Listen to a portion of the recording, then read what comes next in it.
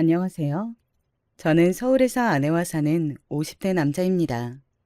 아내와 둘이 사이가 여전히 좋아 산책을 종종 하고는 하는데요. 그럴 때마다 둘이 심심해서 톡톡 사연을 들으며 걷습니다. 매번 재밌게 듣고 있는데 오늘은 제 사연을 제보하려고 해요. 인생 살면서 이런 일이 일어날 줄 전혀 예상 못했는데 감회가 새롭습니다. 사실 저는 지금 이렇게 서울에서 아내와 같이 사는 것 자체가 꿈 같은 일이에요. 왜냐하면 어린 시절의 말 그대로 찢어지게 가난했었거든요.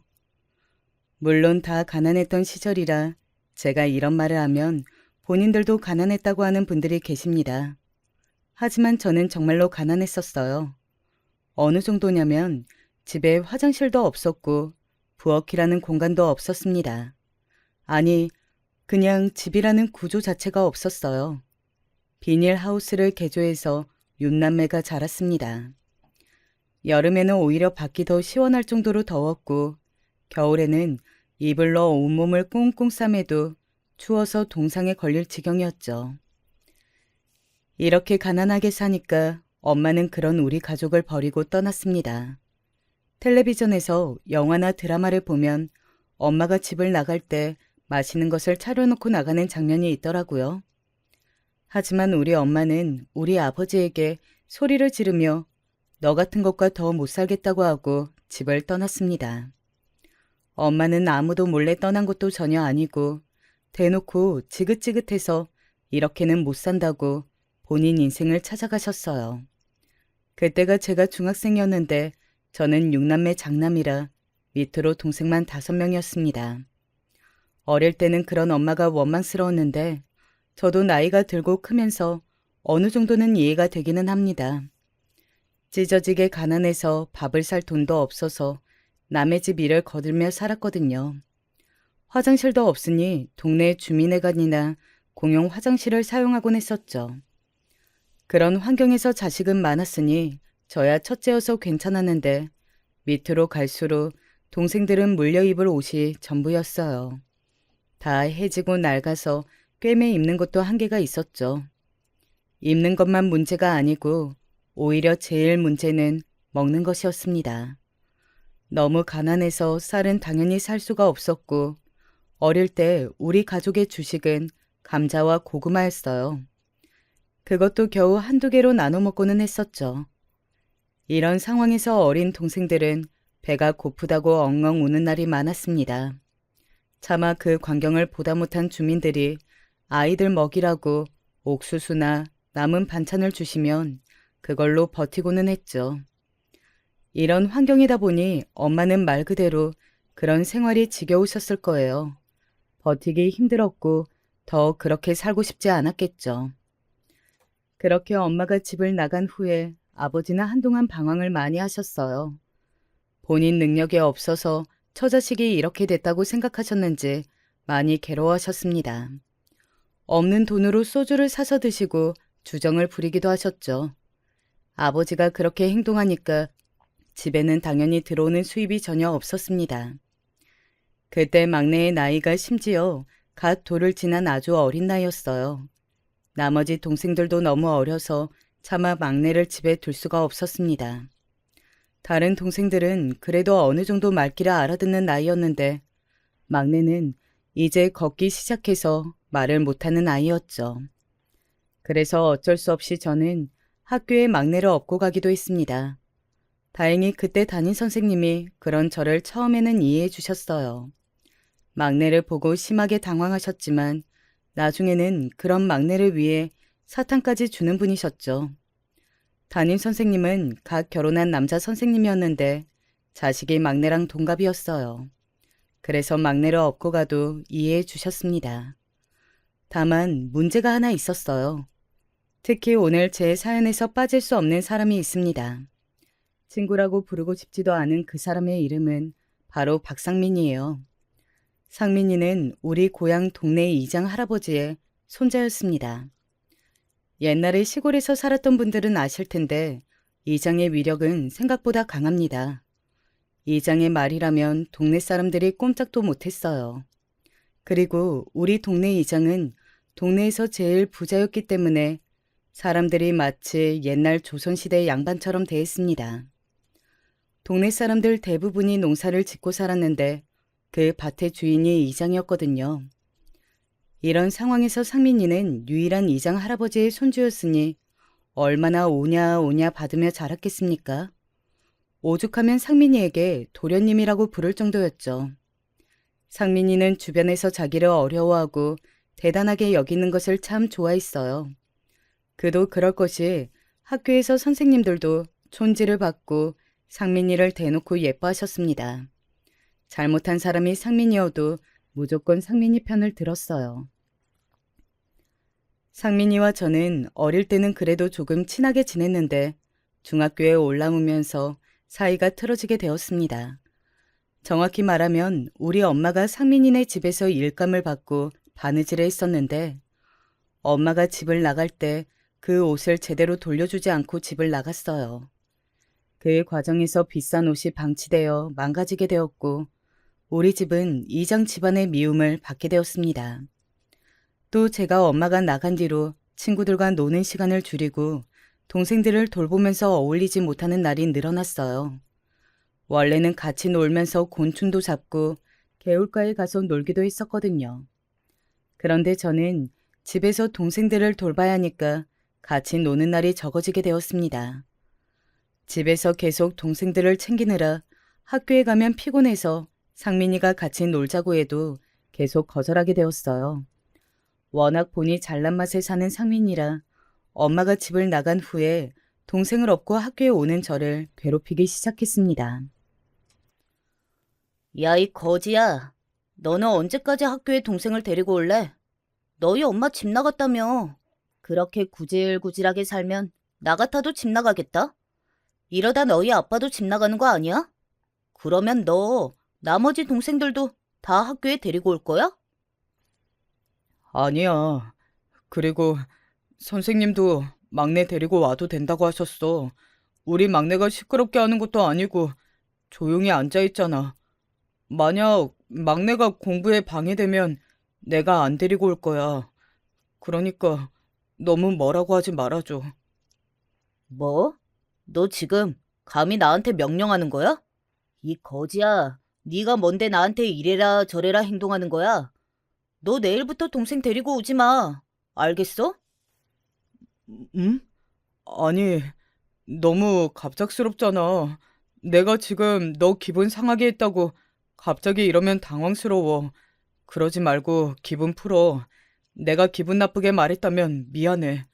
당장 동생을 집에 둘 수가 없어서 그래. 상민이는 제가 본인을 기분 나쁘게 했다는 이유로 동생을 데리고 오지 말라고 했어요. 일단 급한 대로 사과를 하고 다음날 동생을 데리고 학교에 왔더니 상민이는 저에게 시비를 걸기 시작했습니다. 심지어 제 동생에게 위협적인 행동을 하기 시작했고 우리 막내는 진짜 순하기로 유명한 아기였는데 울음을 터뜨리게 되었습니다. 저는 평소에 욱하는 성격이 절대 아니고 특히 엄마가 집을 나간 후로는 조용하게 지내려고 노력했었어요. 하지만 막내가 엉엉 우는 모습을 보고 참을 수가 없었습니다. 그래서 저에게 시비를 건 상민이와 주먹으로 싸우게 되었어요. 학교에서 바닥을 구르며 싸우기 시작했고 선생님께서 우리를 교무실로 데려가셨죠. 그리고 각자 부모님을 학교로 부르셨어요. 상민이는 부모님과 할아버지인 동네 실사 이장님을 학교로 데려왔습니다. 그리고 우리 아버지도 누가 봐도 초라한 차림새로 학교에 달려오셨어요. 저 망할 놈의 자식이 감히 소중한 우리 손자를 때려? 어? 이봐요, 이 선생님. 내가 그렇게 우리 손자 잘 봐달라고 했는데 이런 식으로 행동할 겁니까?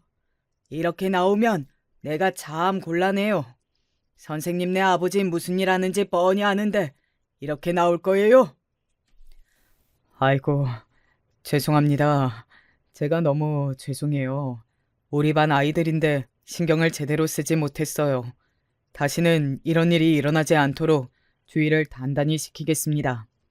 저도 이렇게 일이 커질 줄은 전혀 몰랐어요. 학교는 학생들이 공부하는 장소잖아요.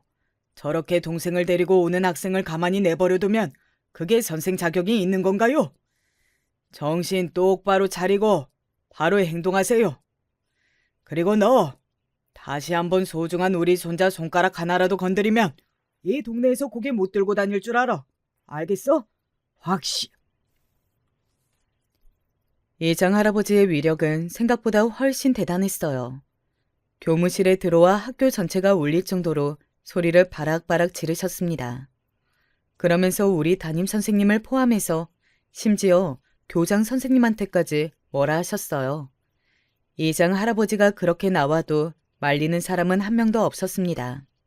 당연히 실세 중에 실세니까 말릴 수가 없었죠. 우리 아버지 역시 이렇다 할 직업도 없었고 사실상 이장의 집에서 일감을 받아 생활하는 사람이라 그저 입을 꾹 다물고 있었습니다. 저는 이때 세상의 쓴맛을 알게 되었어요. 분명히 제 앞에서는 동생을 데리고 와도 좋다고 했던 담임 선생님은 오히려 저에게 뭐라 하기 시작하셨습니다. 그때 저는 본능적으로 깨닫게 되었어요. 제가 아무리 말해도 저들을 이길 수는 없었습니다. 그렇게 상민이와 다툼이 일어나고 저는 학교에서 따돌림까지 받게 되었어요.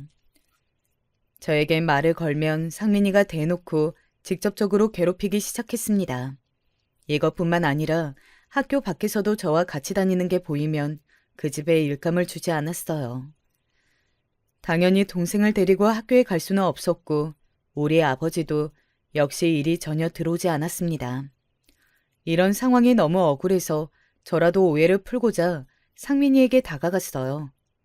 하지만 상민이는 뭐가 그렇게 억울하고 분한지 제 존재 자체를 싫어하기 시작했습니다. 제가 말을 걸면 대놓고 무시했고 심지어 가만히 있는 저에게 지우개를 던지거나 괴롭혔어요. 차라리 상민이에게 제가 아주 큰 잘못을 했으면 억울하지는 않았을 것 같습니다. 처음에는 그래서 조용히 공부에 매진하려고 했어요. 그런데 날이 갈수록 억울한 상황이 많이 발생하게 되었습니다. 아우, 저 거지 새끼. 야, 쟤 지나가면 냄새 나지 않냐? 어디서 이상한 냄새가 나서 보면 다 형준이야. 쟤랑 말하면 냄새가 따라오는 것 같아. 안 그래? 앞으로 형준이랑 얘기하면 걔도 그때부터 왕따야. 알겠어? 엄마가 집에 없으니 우리 집의 위생 상태는 제가 생각해도 최악이었어요. 더군다나 사는 곳이 제대로 된 집도 아니고 비닐하우스를 개조한 집이었잖아요. 아버지는 동네에서 일을 구하는 것이 힘드니까 옆 동네에 가서 일하고 오기 시작했었어요. 현실적으로 그렇게라도 돈을 벌어야 우리 6남매가 적어도 매일 굶지는 않았습니다. 저도 몰래 이웃들이 우리 집에 감자나 고구마를 주고 가면 제가 먹은 적이 한 번도 없었어요. 늘 동생들에게 먹이고 저는 그냥 냇가에 가서 물을 마시며 배를 채우고는 했습니다. 이런 생활이 지속되니 당연히 위생은 안 좋았어요. 똑같은 옷을 입고 다니는 것이 당연했고 쉬는 것조차 힘들었습니다. 저도 학교에 다니면서 동생들을 돌봐야 했으니 등교하는 횟수도 점점 줄기 시작했어요. 어차피 학교에 가도 친구들은 당연하고 선생님들도 제 편이 아니었습니다. 그래서 저는 고등학교를 아예 진학하지 않았어요. 아버지는 제가 고등학교에 가지 않고 공장에 가서 돈을 벌겠다고 하니 울음을 터뜨렸습니다.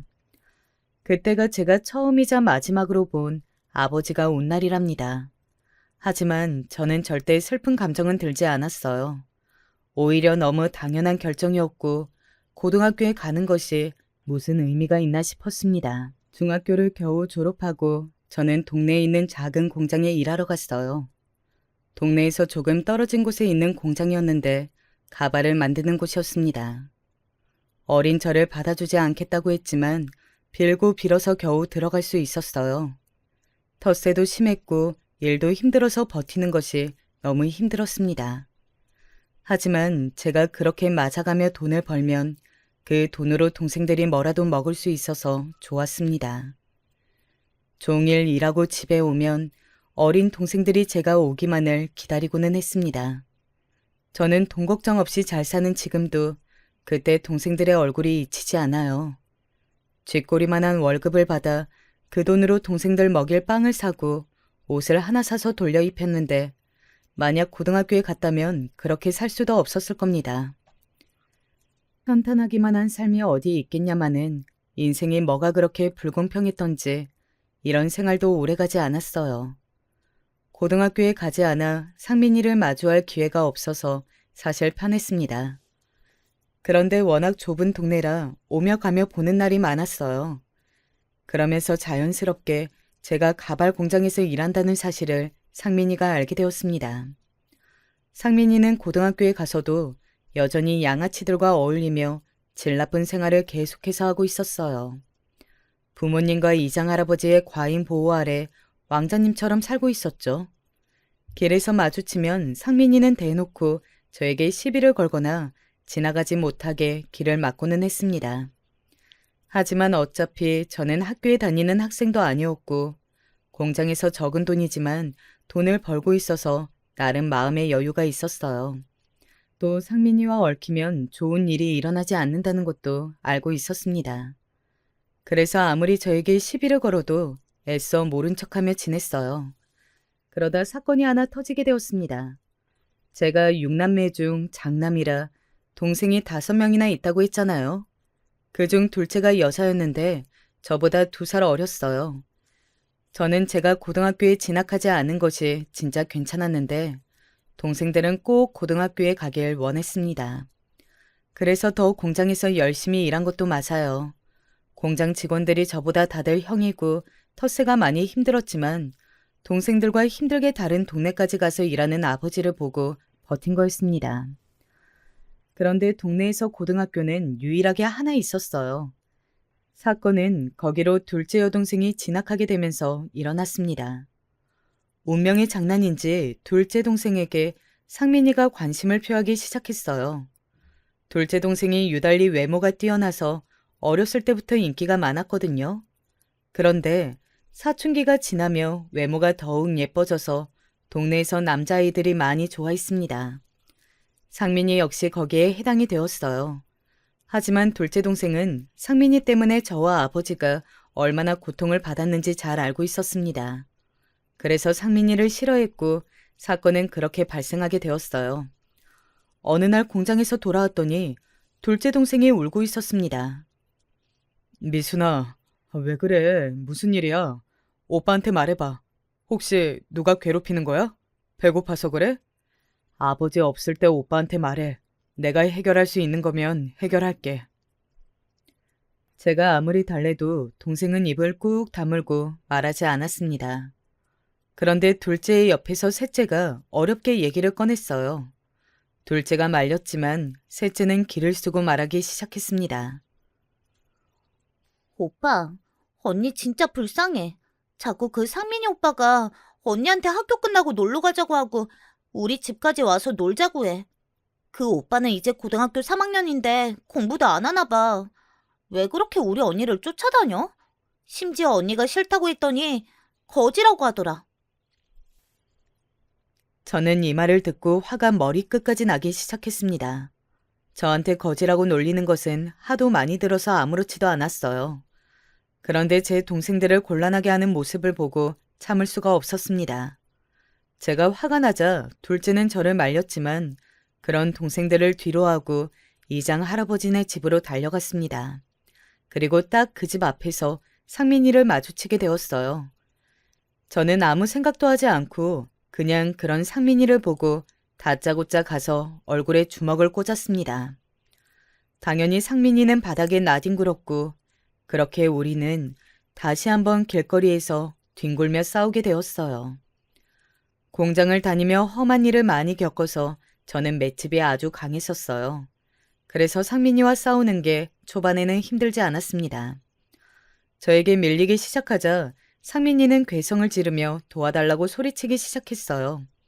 그 광경을 보고 집에 있던 이장 할아버지와 상민이 부모님이 나와 저를 일방적으로 때렸습니다. 아무리 제가 맷집이 강해도 어른들을 상대로 이길 수는 없었어요. 얼굴이며 몸이며 상하지 않은 곳이 없었습니다. 그렇게 발을 절뚝이며 집에 가는데 이상하게 웃음이 자꾸 나왔어요. 집에 도착하니까 아버지가 와 있었고 저를 보자마자 엉엉 울기 시작했습니다. 동생들도 저를 끌어안고 우는데 저는 하나도 슬픈 감정이 들지 않았어요. 물론 몸은 만신창이에 안 아픈 곳이 없었습니다. 그리고 다음 날이 되어 공장에 갔는데 어느 정도 예상은 했지만 진짜로 이미 이장 할아버지가 공장에 찾아왔더라고요. 이장은 저를 보자마자 또 지팡이를 휘두르며 괴성을 지르기 시작했어요. 하나도 무섭지 않았고 속으로 저러니까 상민이가 저 지경이라는 생각이 들었습니다. 그리고 공장 사장은 그래도 제가 거기서 3년을 일했는데 이장의 말 한마디에 바로 저를 잘랐습니다. 당장 내일부터 나올 생각을 하지 말라는 말에 헛웃음이 나왔어요. 예상한 일이었지만 그래도 속이 쓰렸습니다. 그래도 길을 쓰고 일한 날의 일당은 받아 공장을 나왔어요. 그때는 하늘이 왜 이렇게 원망스러웠는지 모릅니다. 그리고 당연하게 우리 가족은 동네에서 왕따 가족이 되었어요. 이장은 제가 상민이를 그렇게 만든 것이 화가 났는지 옆 동네까지 가서 아버지가 일하는 곳으로 찾아갔습니다. 그리고 아버지의 일자리도 뺏기고 동생들도 눈초리 때문에 학교에 다니는 것도 생활하는 것도 힘들었어요. 사실 저는 상민이를 때리러 달려가며 어느 정도 마음속으로 정리를 한 상태였어요. 더는 이런 곳에서 동생들을 키울 수는 없었습니다. 계속 우리가 그 동네에서 살면 동생들이 고통을 더 받게 될 것 같았어요. 그래서 아버지까지 일자리를 뺏기고 난 뒤 저는 그대로 묵묵히 짐을 싸서 아버지와 동생들과 서울로 가게 되었습니다. 서울로 가자는 말에 아버지는 심하게 당황했어요. 아무래도 한평생 고향에서 살던 분이라 낯선 환경에 적응하는 것이 두려웠을 거예요. 그렇다고 그런 아버지를 위해 동생들을 동네에서는 키울 수 없었습니다. 아버지를 설득하고 동생들을 데리고 서울에 와서 처음에는 다 쓰러져가는 달동네에 제일 낡은 집, 거기서도 반지하, 제일 끝방에서 우리 가족은 살게 되었습니다. 사실 집주인이 우리가 6남매라고 하자 받지 않으려고 했어요. 너무나도 초라한 행색을 보고 노숙자로 착각하더라고요. 저는 그때 이미 세상의 쓴맛을 잘 알던 사람이었습니다. 그래서 그냥 무작정 무릎을 꿇고 빌기 시작했어요. 아주머니, 제발요. 저 학교에 안 다니고 공장에서 이미 3년이나 일했어요. 그래서 제가 이 돈 모은 거예요. 동생들도 진짜 조용하고 절대 시끄럽게 하지 않아요. 그러니까 제발 받아주세요. 네? 제가 무슨 일이 생기면 반드시 책임지고 나갈게요. 아휴, 알겠어요. 그런데 저 좁은 곳에서 7명이 살 수가 있나? 일단 뭐 조용히 월세만 꼬박꼬박 내면 나야 상관없지. 청년이 아직 어린 나이에 고생이 많네. 집주인 아주머니는 제가 간절하게 빌자 그 쪽방에서 사는 것을 허락하셨어요. 지금 생각해도 그 쪽방은 너무 작았습니다. 7명의 가족이 온전하게 발을 다 뻗고 잘 수는 없었어요. 그래도 더 시골에서 상민이네 가족과 엮이지 않아도 된다는 사실이 기뻤습니다. 또 시골집은 화장실도 없었는데 서울 쪽방은 아주 작은 화장실이 있기는 했어요. 딱 변기만 있는 화장실이었는데 그게 뭐라고 그렇게 좋았는지 몰라요. 하지만 이것 빼고는 좋은 점이 없었습니다. 서울살이를 각오하고 올라왔지만 현실은 더 힘들었어요. 확실히 그래도 고향에서는 시골의 정이 있었거든요. 그런데 서울은 생각보다 훨씬 더 각박했습니다. 우리 가족이 힘들어도 누구 하나 나서서 도와주는 사람이 없었어요. 집주인 아주머니도 딱 월세를 받고 우리에게 베푸는 게 전혀 없었습니다. 아버지와 저는 당장 집 주변에서 할 수 있는 일을 알아보았어요. 동생들이 굶는 것을 지켜볼 수는 없었습니다. 그래서 아버지는 공사장 일을 구하셨고 저는 근처 시장에 있는 과일 가게에서 일을 시작했습니다. 과일 가게에서 저는 주로 들어오는 과일의 박스로 옮기고 진열하는 일을 담당했어요. 생각보다 과일이 무거워서 처음에는 얼마나 근육통에 시달렸는지 몰라요. 그래도 둘이 나가서 일하니 동생들을 학교에 보내는 게 어렵지 않았어요. 그때도 동생들이 한 끼라도 굶는 게 싫어서 쉬는 날도 없이 일에 몰두했습니다. 그러다 제 인생이 뒤바뀌게 되는 사건이 발생했어요. 그날은 매우 더운 여름이었습니다. 한여름에 과일을 수십 박스를 나르는 일은 생각보다 아주 힘든 일이었어요. 너무 더워서 할 일을 다 하고 국밥을 한 그릇 먹고 쉬고 있었습니다. 그날따라 시장 밖을 구경하고 싶은 마음에 혼자 산책하고 있었어요. 그런데 순간 저 멀리서 택시가 위험하게 속도를 내며 달려왔습니다. 그리고 그 택시는 제 앞에서 걸어가던 어떤 젊은 여자를 향해 돌진했습니다. 그 광경을 보고 저는 진짜 본능적으로 그 여자를 밀쳤어요. 최대한 세게 밀어 택시에서 멀리 떨어지도록 만들었습니다. 그리고 제가 대신 택시에 치이게 되었어요. 택시도 사람을 치게 되는 상황에 오니까 속도를 급하게 줄이더라고요. 나중에 알고 봤더니 택시기사가 대낮에 소주를 2병이나 마시고 운전했다고 경찰이 말했습니다. 아무튼 여자를 구하고 저는 택시에 치이고 그대로 정신을 잃게 되었어요. 제가 눈을 떴을 때는 이미 병원으로 옮겨진 뒤였습니다. 아무리 택시가 속도를 줄였어도 교통사고는 교통사고였어요. 저는 3달을 병원에 입원해서 누워있게 되었습니다. 그런데 놀라운 일이 일어나게 되었어요. 바로 제가 구한 여자가 아주 서울에서 알아주는 부잣집 딸이었다는 거예요. 안녕하세요. 회장님 지시로 왔습니다. 회장님이 하나밖에 없는 금지오경 외동딸을 살려주어 감사하다고 전해달라고 하셨습니다. 병원비는 당연히 지원해 드릴 거고 퇴원하시고 언제든지 사고 관련으로 병원에 다니게 되면 그건 저희 측에서 부담하겠습니다. 또한 회장님께서 사고 후유증으로 일을 계속 못하시게 된다면 우리 회사에 취직하게 해주신다고 하십니다. 제가 구한 사람이 네로라 하는 부잣집 딸일 줄 저는 당연히 모르고 있던 행동이었어요. 알고 봤더니 심지어 그 딸이 아주 힘들게 얻은 외돈딸이었다고 하더라고요. 제가 교통사고로 입원해서 일할 수가 없어 걱정이었는데 월급보다 훨씬 많은 돈을 받게 되었습니다. 그 돈으로 오죽하면 살던 쪽방을 정리하고 반지하를 탈출해서 1층에 있는 집을 얻을 수 있었어요. 그냥 순간적으로 본능에 따른 행동이었는데 이런 결과를 가져올 줄은 저도 상상하지 못했습니다. 바라고 한 행동이 전혀 아니었는데 마치 선물 같았어요. 동생들과 아버지도 믿기지 않는다고 말했습니다. 저는 아버지에게 힘들게 공사장에 나가서 일하지 말고 집에 있으라고 할 정도였어요. 아버지도 몸쓰는 일을 하며 몸이 많이 상한 상태였거든요. 허리와 어깨가 성하지 않아 매일 파스를 몸에 두르고 살고는 했습니다. 자식으로서 그 모습이 얼마나 슬펐는지 몰라요. 그런데 더 놀라운 점이 뭔지 아세요? 이 사건은 이렇게 금전적인 도움을 받은 것에서 끝나지 않았습니다. 바로 제가 구한 그 여성분이 저에게 관심을 표하기 시작했어요. 처음에는 그냥 자기를 구해줬으니 고마워서 저를 계속 찾아오는 줄 알았습니다. 그런데 시간이 지나며 그 여성분은 저를 노골적으로 따라다니기 시작했어요. 제가 이제 혼자 병원에 다닐 수 있다고 아무리 말해도 들은 척도 하지 않았습니다. 그리고 마침내 대놓고 저에게 연애하자고 들이대기 시작했어요. 저는 너무 당황스러웠습니다. 물론 부잣집 딸이기도 하고 외모도 너무 뛰어난 사람이라 좋았어요. 하지만 근본적으로 저는 가진 것이 아무것도 없으니까 자신감이 없었습니다.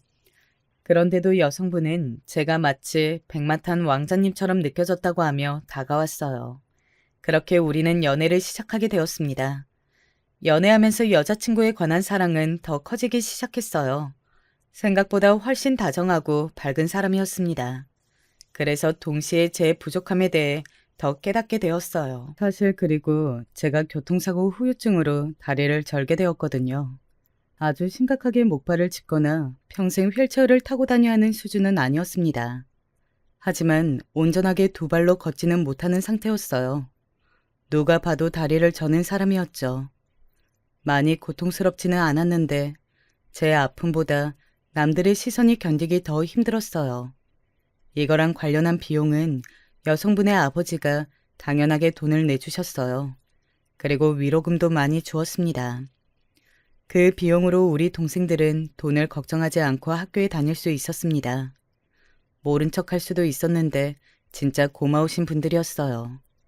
하지만 회장님은 그런 저를 이해해도 제가 하나밖에 없는 금지옥염 외동딸의 남자친구가 되었다는 것은 인정하지 않으셨어요. 회장님의 심정을 이해 못하는 것은 전혀 아닙니다.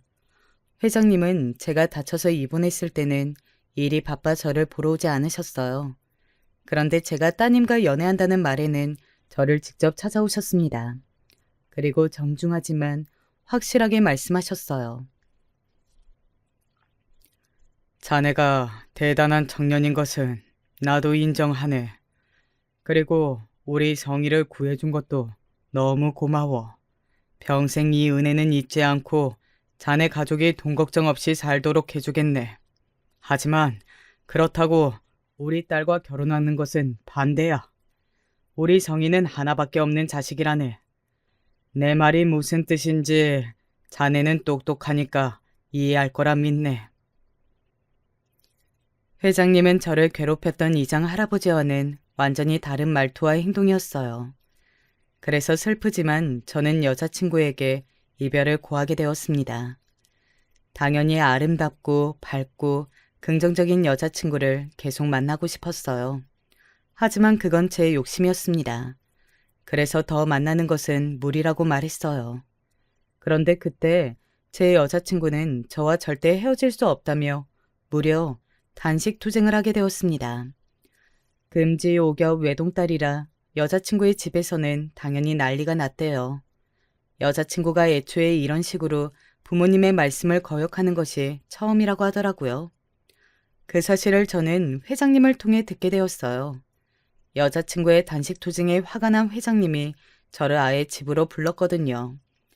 그리고 정말 아이러니하게 저는 그 자리에서 결혼 허락을 받게 되었습니다.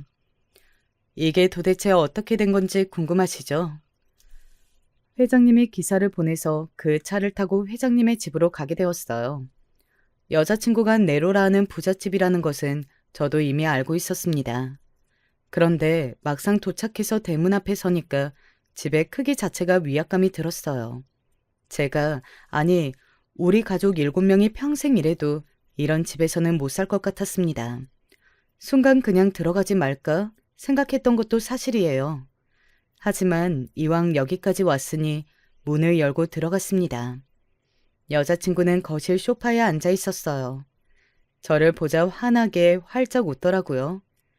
그 모습을 보고 회장님과 사모님은 대놓고 혀를 차셨어요. 그리고 회장님은 저에게 말씀하셨습니다. 여자친구가 저와 헤어질 바에는 죽겠다고 했다고 하더라고요. 어쩐지 얼굴부터 몸까지 너무나도 마른 모습에 마음이 아팠습니다. 그때까진 회장님도 그랬지만 사모님이 저를 보는 표정은 매우 좋지 않았어요. 저를 마치 벌레 보듯 쳐다보셨습니다. 하지만 기분이 나쁘지 않았고 당연히 그럴 수 있다고 생각했어요. 담담하게 하는 말을 계속해서 듣고 있었습니다. 회장님은 여자친구와 결혼하게 된다면 당신 회사에서 일하라고 하셨어요. 그러면서 본격적으로 경영을 배우라고 하시며 계속 한숨을 쉬셨습니다. 제가 대학에 다니지 않고 있다는 사실은 아니까 고등학교 성적을 물어보셨어요. 저는 담담하게 고등학교를 나오지 않았다고 했더니 사모님은 두통이 온다고 물을 연거푸 마셨어요. 도대체 무슨 인생을 살았기에 고등학교도 나오지 않았냐고 소리를 지르셨습니다. 그리고 그때부터 저는 아주 담담하게 제가 살아온 인생을 말하기 시작했어요. 어디서부터 어디까지 얘기해야 할지 몰라서 그냥 엄마가 집을 나갈 때부터 얘기를 꺼냈어요. 화장실도 없는 가난한 형편에서 끼니를 걸으며 살았던 얘기부터 시작했습니다. 그래도 장남이라 책임감이 강했다고 나름 저를 두둔하는 말도 꺼냈어요. 동생들을 돌보기 위해 고등학교에 가지 않았고 공장에서 일했다고 했어요. 그러다 가족에게 일이 생겨 서울로 왔다고 했죠. 이런 식으로 그냥 있는 그대로 사실을 나열하기 시작하니 저도 속에 있는 말이 나왔습니다. 이런 얘기는 여자친구도 처음 듣는 얘기였을 거예요. 그러면서 서울로 도망치듯 오게 되었고 그렇게 여자친구의 교통사고까지 일어나게 되었다고 설명했습니다. 제 얘기가 다 끝나자 회장님과 사모님은 한동안 말이 없었어요. 단지 여자친구가 혼자 그런 일이 있었냐며 울먹거렸죠. 그리고 잠시 후에 회장님이 말을 꺼내셨습니다. 자네가 그냥 가난한 집안의 아들인 줄 알아서 결혼을 반대했던 거였는데 이런 사정이 있는 줄은 몰랐네. 그동안 산전수전 다 겪으며 힘들게 살았던 것 같은데 정말 고생 많았어. 얘기를 쭉 들어보니까 어린 나이에 겪기 힘든 일을 많이 겪었는데 이렇게 책임감도 강하고 삶의 의지가 강하다니 요즘 보기 드문 청년이야. 우리 딸이 철이 없는 줄 알았는데 오히려 사람 보는 눈이 있네. 회장님의 말이 끝나자 사모님도 저를 불신하는 눈빛이 아닌 대단한 눈빛으로 바라보았습니다. 그리고 결혼 허락이 떨어졌고 그때부터 제 인생이 완전히 뒤바뀌게 되었어요. 제일 먼저 회장님은 결혼 전에 검정고시를 보라고 하셨습니다. 그러면서 우리 집의 사정을 알고 그냥 지나칠 수 없다며 집도 하나 얻어주셨어요. 덕분에 우리 동생들은 태어나서 처음으로 집다운 집이 생기게 되었습니다. 아버지도 이런 사실이 믿기지 않는다며 연신 놀라워하셨어요. 저는 고등학교를 아예 진학하지 않았었고 중학생 때도 공부랑 친했던 사람이 아니었습니다. 그래서 처음에는 남들은 쉽게 따는 검정고시가 참 어려웠어요. 하지만 그럴 때마다 저는 제 미래를 생각했습니다. 우리 동생들이 조금이라도 더 나은 상황에서 일할 수 있고 또 집 나간 엄마와 고향에서 저를 괴롭혔던 이장 할아버지와 상민이를 생각했어요. 그렇게 검정고시에 합격을 했는데 문제는 대학 입시였습니다. 다들 아시겠지만 그냥 고등학교 졸업장이 있는 것과 대학에 합격하는 것은 전혀 다른 문제잖아요. 하지만 회장님은 제가 대학에 합격하길 원하셨어요. 결혼하면 제가 사위가 될 거고 회사를 물려받을 수도 있으니 경영을 배우라고 하셨습니다. 어차피 다리를 다쳐서 제대로 일할 수도 없었으니 가만히 앉아서 공부를 죽어라 하기 시작했어요. 그리고 마침내 저는 서울에 있는 유명 대학교에 법학과에 입학하게 되었습니다. 지금은 그렇지 않다고 하는데 저 때는 법학과가 간판 학과였거든요. 그래서 제가 법학과에 입학하자 아버지는 너무 놀라 눈이 휘둥그레졌습니다. 당연히 처가에서도 아주 좋아하셨어요. 그렇게 결혼까지 하고 저는 본격적으로 장인어른의 애정을 받기 시작했습니다. 장인어른은 제가 다른 것보다 삶의 진심인 모습이 참 좋으셨다고 해요. 또 하나밖에 없는 딸을 공주처럼 대해주는 모습이 좋았다고 하더라고요. 사람이 인생을 살면서 은인을 한 번쯤은 만나게 되잖아요. 저에게 은인은 바로 우리 아내입니다. 아내는 제가 결혼하고 경영 수업을 본격적으로 받으며 코피를 흘릴 때마다 옆에서 얼마나 힘이 되어 주었는지 몰라요. 저는 결혼식으로 올리고 본가에 나와서 처가에서 신혼생활을 시작하게 되었습니다. 제가 우리 집의 실질적인 가장이라 걱정했는데 장인어른은 금전적으로 어렵지 않은 생활을 할 수 있게 많이 도와주셨어요. 결혼하고 바로 얼마 되지 않아 아내와 저는 아이를 가지게 되었습니다. 아이를 낳고 아버지가 되면 비로소 사람이 된다고 하죠. 저는 아이가 세상에 태어나고 원래도 열심히 살았지만 더욱 열심히 살고 싶어졌어요. 그래서 원래도 노동하는 게 몸에 배어 있었으니 하루도 쉬지 않고 회사에 나갔습니다. 사실 사위라는 이유로 낙하산으로 들어와서 미움을 받고 있었거든요. 그래서 더욱 열심히 일했고 회사에서도 점점 능력을 인정받기 시작했습니다. 장인어른도 이 정도로 제가 회사의 진심일 줄은 몰랐다고 좋아하셨어요. 그렇게 회사 일도 적응하고 아이가 크면서 드디어 제 인생에도 행복이라는 것이 오는 줄 알았습니다. 하지만 그건 오산이었어요. 왜냐하면 아버지가 노환과 암으로 돌아가시게 되었습니다. 우리 아버지는 비록 본인이 특출난 능력은 없었어도 자식들을 굶기지 않으려고 애쓰셨던 분이셨어요. 자식들을 사랑하는 마음이 참 크신 분이었습니다. 아버지가 얼마나 고생했는지 잘 알던 저라 이제 겨우 효도하나 싶었는데 돌아가셔서 그때 너무 슬펐어요. 엄마는 집을 나가 행방불명이 되어 어떻게 사는지 모르고 있었고, 아버지는 돌아가셨으니 이제 저는 부모가 없는 사람이 된 거였습니다. 현실적으로 동생들을 책임져야 한다는 부담감이 더 늘어났어요. 그리고 그때가 회사 일이 본격적으로 확장되며 일이 많아졌습니다. 그래서 저는 불면증에 시달리기 시작했어요. 그러면서 이상하게 교통사고 후유증이 뒤늦게 나타났습니다. 차라리 몸이 아픈 거면 더 좋았을 텐데 정신적으로 힘들어서 많이 고생했어요. 여보, 괜찮아? 당신 땀을 뻘뻘 흘리면서 너무 고통스러워하길래 내가 깨웠어. 무슨 악몽이라도 꾸는 거야? 신혼 때는 괜찮았는데 아버님 돌아가시고 일이 많아지면서 당신이 잠을 제대로 못 자는 것 같아. 너무 속상하다. 내가 아빠한테 말할 테니까 회사 조금 쉬어볼래? 에휴, 아니야. 회사가 확장되니까 당연히 일이 많아졌지. 이상하게 근데 힘든 일이 조금씩 겹쳐서 잠을 못 잤네. 그리고 예전에 나를 괴롭혔던 놈이 자꾸 꿈에 나와. 아버지가 돌아가시면서 고향 생각이 나서 그런가 봐. 실제로 저는 아버지가 돌아가시고 고향에 묻어주려고 했어요. 이제 더 가난한 비닐하우스에서 사는 사람이 아니고 장지를 구해 묻어줄 형편은 되었으니까요. 하지만 아버지는 무덤보다는 화장을 원하셨습니다. 하늘에서는 자유롭게 살고 싶다고 바다에 뿌려달라고 하셨어요. 마침 고향과 가까운 바다가 있었는데 거기에 뿌려달라고 강하게 말씀하셨죠. 돌아가시기 전에 유일한 소원이라는 말에 우리 가족은 소원을 들어드리려고 했어요. 다만 동생들도 각자 생활이 바쁘기도 하고 저도 그때 당시에 너무 바빠 시간이 나지 않고 있었습니다.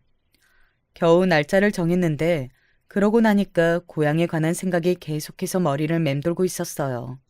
그 영향이 꿈까지 미치게 되었던 거죠.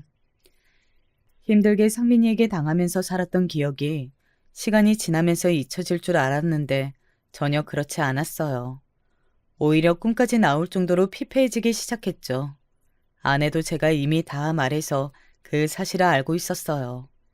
그래서 옆에서 저보다 더 안타까워했습니다. 그렇게 아버지의 유고를 뿌리는 날이 다가왔는데 뜻밖의 말을 듣게 되었어요. 바로 우리 가족이 전혀 모르고 있었는데 아버지 앞으로 작은 땅이 있다는 사실이었습니다. 우리 가족이 비닐하우스에서 살았다고 했잖아요. 서울에 올 때 도망치듯 갑자기 오게 되어서 제대로 서류 정리를 본격적으로 하고 오지 않았거든요. 그때는 이런 것에 신경 쓸 정신이 아예 없었어요. 그리고 비닐하우스 자체가 산 밑에 있어서 상업용으로 쓰거나 넓은 평수도 아니었어요. 그동안 가족끼리 너무 힘들게 사느라 사실 머리에서 까맣게 잊힌 상태였습니다. 그 땅에 아버지가 돌아가시니까 저에게 처리하라고 우편이 날라왔어요. 돈이 되는 땅은 아니었는데 그냥 둘 수도 없더라고요. 동생들에게 혹시 그 땅을 이용할 계획이 있냐고 물었습니다. 하지만 동생들도 딱히 고향에 관해 좋은 기억이 있지는 않아서 결국 처분하기로 결정이 났어요. 6월에 뿌리는 날에 가서 아내와 같이 땅에 관한 서류를 처리하기로 했습니다. 그리고 마침내 그날이 다가왔고 저는 아내와 둘이 고향으로 향했어요. 미리 동생들을 만나 바다에 아버지 유고를 뿌린 뒤였습니다. 아버지를 바다에 보내주면서 처음으로 태어나서 엉엉 울었어요. 참 인생이 길고 힘들다고 생각했습니다. 그래도 더 어릴 때처럼 비참하게 살지 않아서 얼마나 다행인지 몰랐어요. 이런 생각을 아내에게 말했더니 그동안 너무 고생이 많았다고 저를 위로했습니다. 제 인생을 이렇게 응원해줄 사람이 나타날 줄은 몰랐는데 영광이었죠. 도망치듯 서울로 올라가고 처음으로 고향에 다시 오게 되었어요. 감회가 참 새로웠습니다. 몇 개월만 지나도 무언가가 확 바뀌는 서울과 달리 고향은 바뀐 게 별로 없었어요. 큰 은행나무도 그대로 있었고 심지어 제가 어릴 때 있던 병원도 그대로였습니다. 바뀐 게 크게 없어서 오히려 당황한 마음이 들었어요. 아내는 연신 신기해하며 옆에서 질문을 많이 했습니다. 저는 아내를 데리고 본격적으로 서류를 정리하기도 전에 여기저기 돌아다녔어요. 제가 다녔던 학교도 가고 놀았던 개울가도 갔습니다. 그리고 마지막으로 동생들과 아버지와 살았던 비닐하우스에도 갔어요. 그때는 저도 속에서 울컥하는 게 올라오더라고요. 아내에게 여기서 살았다고 하니까 눈물을 글썽였습니다. 어릴 때는 몰랐는데 다 크고 아버지가 된 채로 내려와 보니 그때 아버지가 얼마나 힘들었을지 상상이 가기 시작했어요. 화장실도 없는 집도 아닌 공간에서 참 고생이 많았죠. 한참을 앉아 아내와 대화하고 집에 가려고 밖으로 나왔어요. 좋은 기억이 가득한 공간이 전혀 아닌데 마음이 헛헛하고 의외로 떠나기 아쉬운 마음이 들었습니다. 마지막으로 은행에 가서 서류 정리를 하려고 걸어가고 있던 그 순간이었어요. 저 멀리에는 제가 다녔던 가발 공장도 보이고 바뀐 게 없어서 신기해하고 있었습니다. 아내와 손을 잡고 산책하며 걷고 있는데 제 앞을 누가 가로막았어요. 저는 처음엔 누군가 하고 봤는데 그 사람이 누구였는지 아세요? 바로 상민이었어요. 바뀐 게 없는 고향에서는 상민이까지 그대로였어요. 사실 시간이 많이 흘렀으니 알아볼 수 없을 줄 알았거든요. 내심 고향으로 가면서 아내에게 상민이 얘기를 꺼냈었어요. 제 악몽의 주인공이고 우리 가족의 인생을 힘들게 만든 놈이 과연 고향에 계속 있을지 궁금했었죠. 그런데 정말로 상민이를 이렇게 마주칠 줄은 몰랐는데 너무 당황했습니다. 사실 딱 보자마자 놀라움과 동시에 아주 약간의 반가움도 있었어요. 아무리 미워도 사람이 변할 수도 있잖아요. 그런데 여러분, 사람은 절대 변하지 않는다는 것 아시나요? 저는 상민이를 보고 그 점을 깨닫게 되었습니다. 야, 이게 누구야? 네가 여기 웬일이냐? 나는 너희 가족이 무슨 신기루처럼 사라져서 다 어디 가서 죽은 줄 알았어. 쥐 죽은 데 살길래 비명행사했나 했더니 이게 뭐냐? 이야, 돌아가신 우리 할아버지가 놀라겠다. 야, 우리 할아버지 무덤에 가서 인사하고 가. 여전하구나. 조금이라도 철이 들 줄 알았는데 어쩜 이러니? 어릴 때는 어려서 그럴 수도 있다고 생각했는데 너희 가족의 인성은 그대로네. 놀랍지도 않다. 여보, 그냥 가자. 저는 저를 보자마자 다짜고짜 시비를 거는 상민이를 보고 혀를 찼습니다. 유명한 속담 중에 똥이 더러워서 피하지 무서워서 피하냐는 말 아시죠? 저도 딱 그 심정이었습니다.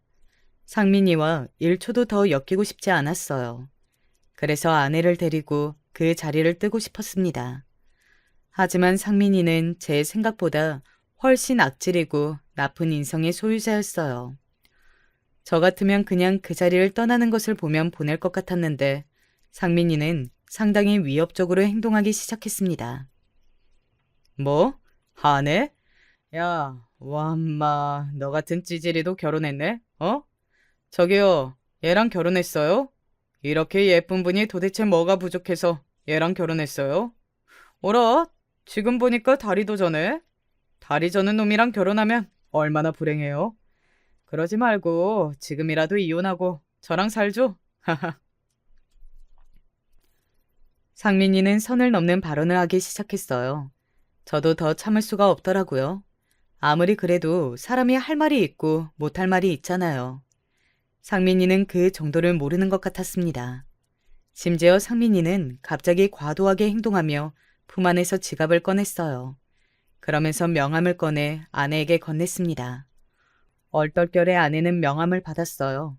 그리고 이어서 믿을 수 없는 일이 일어났습니다. 우리 아내가 갑자기 상민이의 뺨을 날렸어요.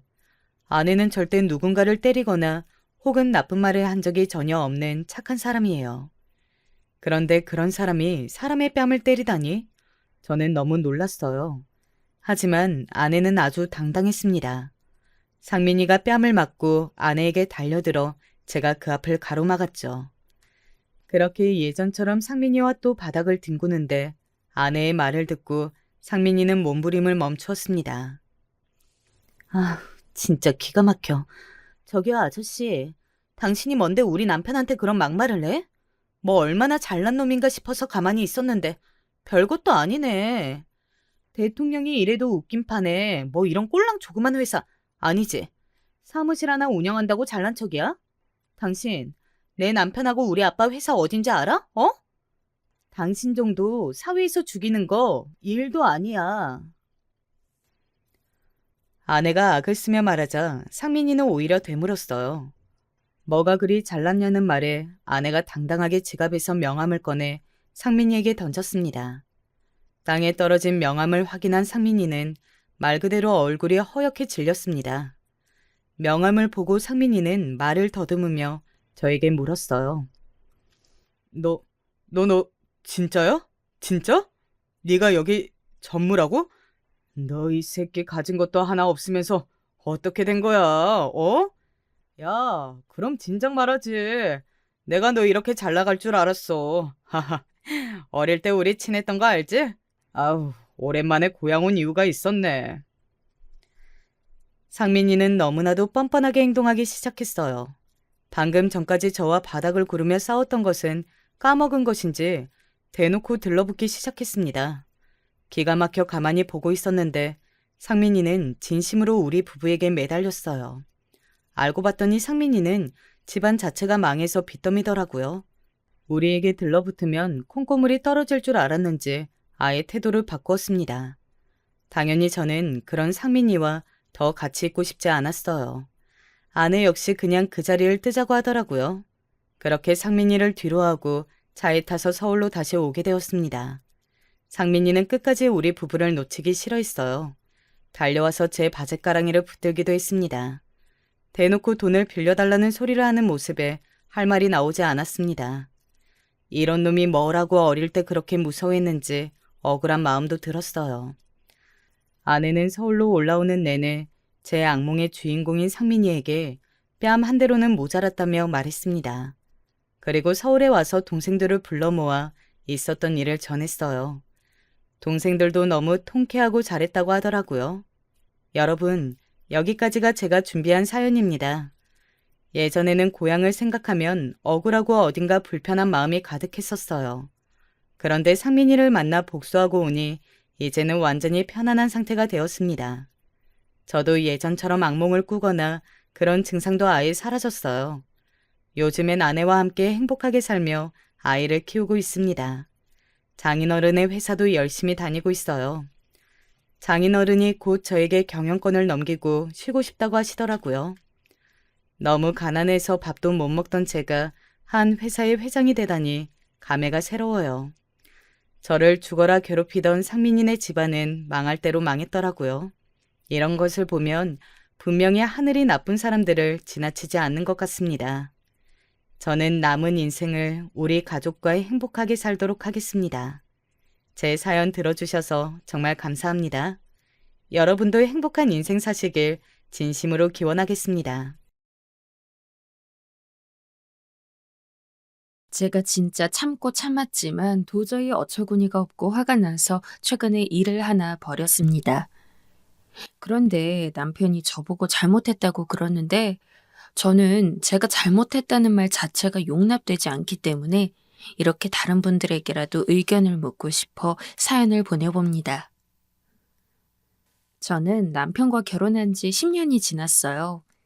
자식도 있고 서로 막 불타듯이 사랑하진 않지만 그래도 믿을 만한 아내와 남편으로서 저희 가족 먹고 사는 것만 신경 쓰고 열심히 살았다고는 생각합니다.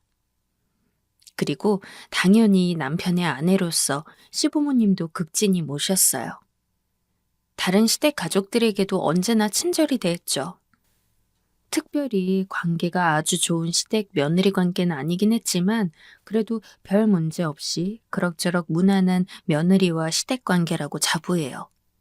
그런데 이 평범한 시댁과 며느리 관계에서 문제가 하나 생겼습니다. 바로 노총각 아주버님 때문이에요. 아주버님은 노총각이라는 말대로 오랜 시간 결혼하지 않았습니다. 솔직히 시어머니는 저희 아주버님 좋다고 따라다니는 사람 많았는데 영 마음에 안 차서 결혼 안 하는 거라고 주장하시는데 제가 볼 땐 그냥 아주버님이 남자로서의 매력이 없어서 그런 거예요. 아주버님이 돈을 그렇게 잘 버는 것도 아니고, 그렇다고 키가 크거나 얼굴이 잘생긴 것도 아니고, 성품은 정말 착하시지만요. 물론 꼭 잘생기고 키 크고 돈 잘 버는 사람만이 결혼하는 건 아니지만, 보통 노총각이라고 불릴 만한 사람들은 다 이유가 있고, 제가 보기에 냉정하게 저희 아주버님은 그런 노총각 요소를 모두 갖춘 분이었어요. 아주버님이 특별히 얘기하진 않았지만 남편 몰래 귀띔으로 들은 이야기를 들었을 때 아주버님은 젊은 시절 연애도 많이 못 해보셨다고 했어요. 여자가 낯설고 어렵다는 이유였죠. 그러니 시어머니가 그렇게 주장하는 것도 그냥 아주버님 길을 살려주기 위함이었지 분명 진실은 아니었을 거예요. 물론 저는 그 말이 진실이든 아니든 상관없었기 때문에 그냥 그러려니 하고 넘어가긴 했습니다. 그런데 그런 아주버님이 결혼할 사람이라면서 여자를 한 분 데려왔어요. 안녕하세요. 처음 뵙겠습니다. 저는 깜짝 놀랄 수밖에 없었어요. 물론 아주버님이 제대로 연애 한번 못 해보다가 갑작스레 결혼할 사람을 데려왔다는 것에 대한 놀라움도 있었죠. 그러나 더 놀라웠던 사실은 아주버님이 결혼하겠다고 데려온 여자가 무려 저보다 12살이나 어린 여자였다는 것이었죠. 당시 저는 남편과 동갑이었고 제 나이는 43이었습니다. 그러니 그 여자는 당시 31였던 거죠. 그리고 아주버님은 45이고요. 아주버님과 그 여자는 14살이나 차이가 나는 거였죠. 띠동갑도 훌쩍 넘는 나이 차이에 놀라지 않을 사람이 어디 있어요? 뭐 요새는 연예인들 사이에서는 열 몇 살, 심지어는 20살까지 차이 나는 커플이 없잖아 있다곤 하지만 사실 그건 연예인이고 연예인들 사이에서도 그런 나이 차가 흔한 건 아니잖아요. 그런데 정말 아무 능력도 없는 저희 아주버님이 어떻게 그렇게 어린 여자를 만날 수 있는 건지 전 의아했습니다. 차라리 시댁에 돈이 많았다면 모를까. 시댁도 그렇게 부유한 편은 아니었거든요.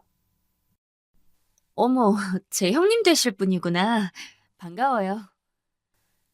여러모로 이해가 안 되긴 했지만 어쨌든 이렇게 시간이 흘러 아주버님이 정말 그 여자랑 결혼하면 사실 그 여잔 저보다 12살이 어리다고 해도 저보다 형님이 되는 거였기 때문에 저는 일단 미리 친해지고자 형님하고 부르면서 친분을 다지려 했습니다. 그런데 그 여자가 저를 위아래로 훑더니 아, 네. 이러면서 제 말은 들은 척도 제대로 안 하더라고요. 거기서 기분이 좀 나빴지만 아주버님이 처음으로 결혼할 여자를 데려온 자리인 만큼 제가 분위기를 파토낼 수 없어 참았습니다. 하지만 인사가 진행되는 내내 제가 불쾌할 만한 일들이 너무 여럿 일어났어요. 대체 왜 그런지 모르겠는데 다른 시댁 가족들이 말을 걸면 조금 어색하면서도 잘 대꾸를 해주는 반면 제가 뭐라고 친근한 척 말 걸면 정말 눈에 띄게 무시하고 대꾸조차 제대로 안 하는 것이었어요. 그래서 그 여자는 아주버님이 처음 데려왔을 때부터 제 마음에 완전히 차지 않았죠. 뭐 나쁜 마음 먹고 아주버님 등 쳐먹으려는 거 아니야? 이미지가 워낙 안 좋다 보니 그런 생각도 들었죠. 하지만 결국 아주버님은 그 여자와 결혼하게 되었고 결국 저는 저보다 12살이나 어린 손이동서를 형님 하면서 모셔야 했습니다. 사실 나이 차이가 그렇게 나는 상황에서 저보다 어린 여자를 형님하고 모시는 게 좀 그렇긴 했지만 그래도 우리나라는 그런 친인척 관계가 중요하다는 걸 알기 때문에 어느 정도 이해할 수는 있었어요. 그러나 12살 어린 여자를 형님으로 부르는 게 문제가 아니라 그 여자를 형님으로 불러야 한다는 게 너무 거슬렸죠. 차라리 아주버님이 다른 어린 여자를 데려와서 결혼했다면 이렇게까지 기분 나쁘진 않았을 거예요. 하지만 저는 이미 그 여자가 처음 인사하러 오는 날 그 여자에 대한 이미지를 거의 바닥까지 생각하고 있었기 때문에 제 자존심상 그런 여자를 형님하고 모신다는 게 쉽지 않았죠. 물론 제가 그런 마음을 갖고 있다고 해서 어쨌든 형님이 된 사람을 형님으로 모시지 않을 수는 없었어요. 그리고 한편으론 나중에 시간이 좀 더 지나면 그래도 같은 식구가 된 사람으로서 마음을 서로 풀고 친하게 지낼 수 있지 않을까 하는 기대도 있었죠. 하지만 몇 번의 만남 이후로 그런 기대는 산산이 부서졌어요. 형님, 혹시 식기 어디다 놓으셨어요? 동서, 그거 저쪽 찬장에 좀 꺼내와. 전 꼬박꼬박 형님이라고 이야기하며 존댓말하는데 그쪽은 제가 말을 걸 때마다 동서라고 이야기하면서 모든 말을 전부 반말로 끝내는 겁니다. 그게 얼마나 기분 나쁜지 아십니까? 저한테 극존칭을 써달라는 건 아니에요. 하지만 본인도 자기랑 나랑 12살이나 차이 나는 걸 뻔히 아는데 그럼 호칭까지는 동서라고 한다고 쳐도 존댓말 정도는 써줄 수 있는 거잖아요. 와, 진짜 한 대 쥐어받고 울릴 수도 없고. 어쨌든 내가 나이가 많다고 해도 그쪽이 손윗동서인 건 맞으니까 제가 형님하고 존대하는 건 참았지만 띠동갑 차이 나는 어린 여자한테 반말을 듣는다는 게 참기 힘들었습니다. 그래서 언제 한 번은 조용히 기분 나쁘지 않게 이야기한 적도 있었어요. 형님, 형님만 괜찮으시면 저희 서로 존댓말을 하면서 이야기해도 될까요? 물론 형님이시긴 하지만 그래도 제가 더 나이가 많으니까 조금 더 서로 존중하면서 이야기를 하면 좋을 것 같아서요. 하지만 그 여자도 진짜 강적이더군요. 내가 왜? 동서 말대로 동서가 나이가 많긴 하지만 내가 형님이잖아. 내가 형님인데 그런 것까지 신경 써야 돼? 가족 사이에 그런 사소한 거 너무 마음에 담아두고 그러지 마. 그럼 동서만 번거롭고 귀찮잖아. 마음을 좀 넓게 가져야지, 응? 아주 저를 타이르듯이 이야기하는데 진짜 꾹꾹 참았던 게 그때 터질 뻔했습니다. 12살이나 어린 애가 저한테 훈수 두는 거잖아요. 아니, 솔직히 제가 못할 말 했습니까? 저한테 무작정 존댓말 하라 그러고 나는 반말 쓰겠다는 것도 아니고 가족이긴 하지만 그래도 뭐 자주 보는 입장도 아니니까 그냥 적당히 서로 존중하자는 의미로 잘 돌려서 이야기했는데 거기다 대고 저한테 훈계를 하니까 기분이 확 더럽더라고요. 그 대화 이후 저는 형님에 대한 이미지를 더욱 안 좋게 생각하게 되었어요. 마음 한편으론 참자. 그깟 나이는 아무것도 아니다. 하고 저 자신을 다독여 봤지만 매번 얼굴 볼 때마다 그런 거를 봐야 하니까 사람 참을성에도 한계가 있더군요. 그리고 제가 본격적으로 터지게 된 것은 바로 이번 추석이었습니다. 사실 그동안 몇 번의 명절을 거치고 나서 전 형님이랑은 절대 상종할 수 없겠다는 것이 머리에 딱 박혀 있어서 어쩌다가 명절이나 혹은 시부모님 생신, 다른 기타 행사 등으로 시댁에 가서 형님을 보게 될 일이 있을 때 최대한 부딪히지 않기 위해서 멀리 떨어져 있었어요. 집안일을 하더라도 일부러 형님이 요리를 하면 제가 뒷정리하는 식으로 나눠서 하려고 했고 다 같이 한자리에 앉아 있을 때도 형님과는 최대한 떨어져 앉았습니다. 그런 날에는 그래도 최대한 형님이랑 별다른 마찰 없이 지나갈 수 있었거든요.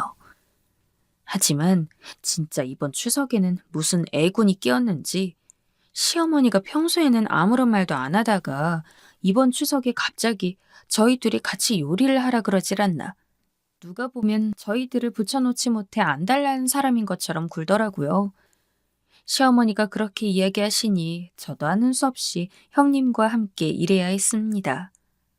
하지만 그럴 때마다 형님은 제게 사사건건 말을 걸면서 제가 하는 모든 행동에 시비를 걸기 바빴습니다. 동서, 집안일 처음 해봐? 밥을 그런 식으로 안 치면 안 되지. 지금까지 그렇게 밥을 차렸던 거야? 동서, 반찬 좀 미리 상에 다 꺼내놔. 어머님이 오징어 초무침 좋아하시는 거 알지? 그건 특별히 많이 좀 담아두고. 동서, 나 바쁘니까 설거지 좀 해줘. 대신 내가 어머니랑 시간 좀 보내고 있을게. 그동안 형님과 함께 얼굴을 마주하는 날이 올 때마다 형님의 막무가내식 반말에 대해 대책을 세워야겠다는 생각을 하긴 했습니다. 하지만 저는 분노를 느낄 수는 있어도 남한테 싫은 소리 하는 것이 익숙하지 않은 사람이라 그 때문이라도 꼭꼭 참아왔던 게 없지 않아 있었거든요. 게다가 그냥 무작정 반말하지 말라고 해서 될 일도 아니었고요. 애초부터 서로 존댓말하자는 얘기에 말도 안 된다는 식으로 일축한 것도 형님이었으니까요. 그러나 이번 추석은 진짜 유독 심했습니다. 제가 확실히 그동안은 최대한 형님과 붙어있지 않으려고 노력을 해서인지 별다른 일이 없었던 거고, 이렇게 형님과 둘이 붙어있을 시간이 많다 보니까 진짜 말 한마디 한마디가 저에게 비수처럼 내리꽂히는데, 제가 아무리 남에게 싫은 소리 못하는 타입이라지만 저 역시 할 땐 할 줄 아는 사람이고, 전 본능적으로 이번 추석이 형님과 나의 관계를 다시 한번 재정립하게 되는 날이구나 생각했습니다. 하지만 그 전까진 최대한 참았어요. 저도 좋은 게 좋은 거라고 별다른 문제 없이 끝내고 싶었으니까요. 그래서 형님이 그런 식으로 깐깐하게 구는 것도 전부 참아 넘긴 겁니다. 하지만 식사 자리에서 도저히 참을 수 없는 일이 일어났어요. 동서, 국이 식었는데 국 좀 데워와. 시작은 저 말이었습니다. 명목은 어른들 드시는 국이 식었으니 따뜻하게 다시 데워오라는 얘기였지만 그동안 명절 때 단 한 번도 저에게 이런 일을 시킨 적이 없던 형님이 그렇게 말을 꺼내는 것만으로도 정말 큰 스트레스로 다가왔어요. 게다가 다들 관계상 손윗동서인 형님이 저보다 위인 건 알고 있지만 동시에 제가 나이가 12살 더 많다는 것도 알고 있었기 때문에 그 미묘한 침묵이 더욱더 참기 힘들었죠. 그러나 한 번으로 그칠 줄 알고 아무 말 없이 네, 알겠어요, 형님. 하면서 시키는 대로 국을 데워왔습니다. 하지만 형님은 거기서 그치지 않았어요. 아무래도 사람이 많이 모여있기도 하고 식사한 뒤에 같은 자리에서 과일도 깎아 먹고 계속해서 이야기를 나누었던지라 그 자리가 거의 3시간이 넘게 이어졌는데 그럴 때마다 형님은 제게 시도 때도 없이 이것저것 심부름을 시켰습니다. 동서, 이쪽 밥이 굳었는데 새 밥 좀 떠와. 동서, 혹시 사과 좀 깎을 수 있어? 아우, 내가 칼을 잘 못 쥐어서. 동서 얼른 와. 지금 다들 동서 기다리고 있는 거 몰라? 다들 별다른 말은 없었지만 아마 암묵적으로 생각했을 겁니다. 형님이 제게 대하는 게 유독 심하다는 걸요. 전 더 이상 참고 있을 수 없었기 때문에 자리가 파하고 나서 다들 흩어져 각자 시간을 보낼 때 형님을 시댁 뒷마당으로 불러냈어요. 형님은 그때까지만 해도 제가 부른 게 그냥 귀찮다는 듯이 나 좀 쉬려고 했는데 왜 불렀어? 라며 상황 파악도 못하고 또 제게 반말을 하더군요. 저도 결국 분노에 못 이겨 형님에게 반말했습니다. 야, 내가 너보다 밥을 먹으면 몇천 그릇 더 먹었고 똥을 쌌으면 훨씬 더 많이 쌌어. 나이도 어린 게 건방지게 어디서 반말을 찍찍해? 요즘 시대가 어느 때인데 손윗동서라고 이렇게 말 같지도 않은 짓거리 하는 게 용인 될 것 같아? 한 번만 더 그러면 죽을 줄 알아. 알았어? 형님, 아니 형님이라고 부르기도 싫으니까 그냥 다시 그 여자라고 부를게요. 그 여자는 제가 쌍욕하면서 손가락질하니까 당황스럽고 어처구니가 없었는지 어버버하면서 동서, 지금 뭐 하는 거야? 라며 항변 아닌 항변을 했습니다. 하지만 이미 눈이 획 돌아버린 제가 그런 형님의 말이 귀에 들어올 리 없었죠. 저는 오히려 삿대질을 더욱더 강하게 하면서 내가 그냥 참고 있으니까 아주 만만해서 미치겠나 본데 자꾸 그딴 식으로 나오면 재미없을 줄 알아. 내가 미쳤다고 나보다 12살 어린 년한테 이딴 취급받고 참고만 있을 거라 생각해? 라고 하며 그동안 참아왔던 모든 이야기들을 그 여자에게 쏟아붓고 씩씩대며 집으로 돌아갔어요.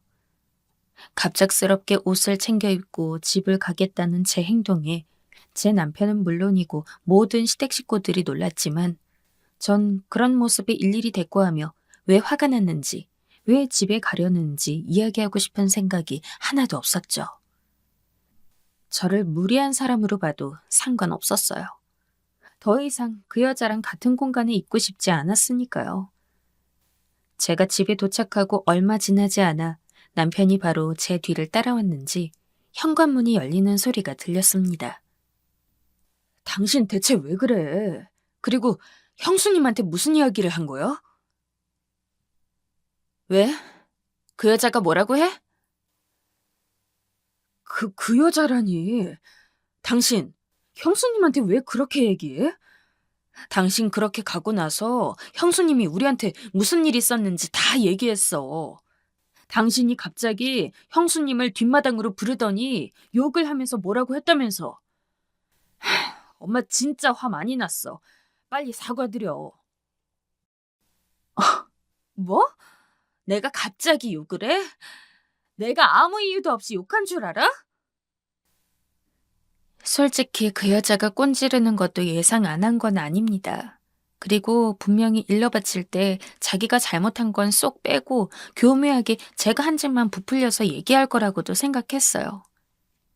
제가 보기엔 그 여자는 얌체나 여우 그런 것과 별다를 게 없었으니까요. 하지만 남편 입으로 그렇게 저를 꼰지른 그 여자 이야기를 듣자니 정말 혈압이 솟아 참을 수 없었습니다.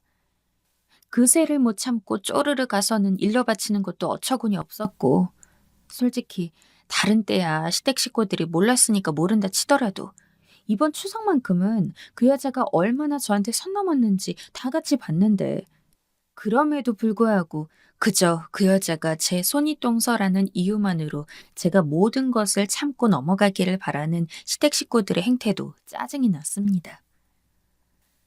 처음에는 그냥 그 여자에게 한번 크게 쏘아붙이면 모든 것이 다 괜찮아질 거라고 생각했는데 막상 그 여자가 그렇게 나오니 저도 그것만으로는 부족하더라고요.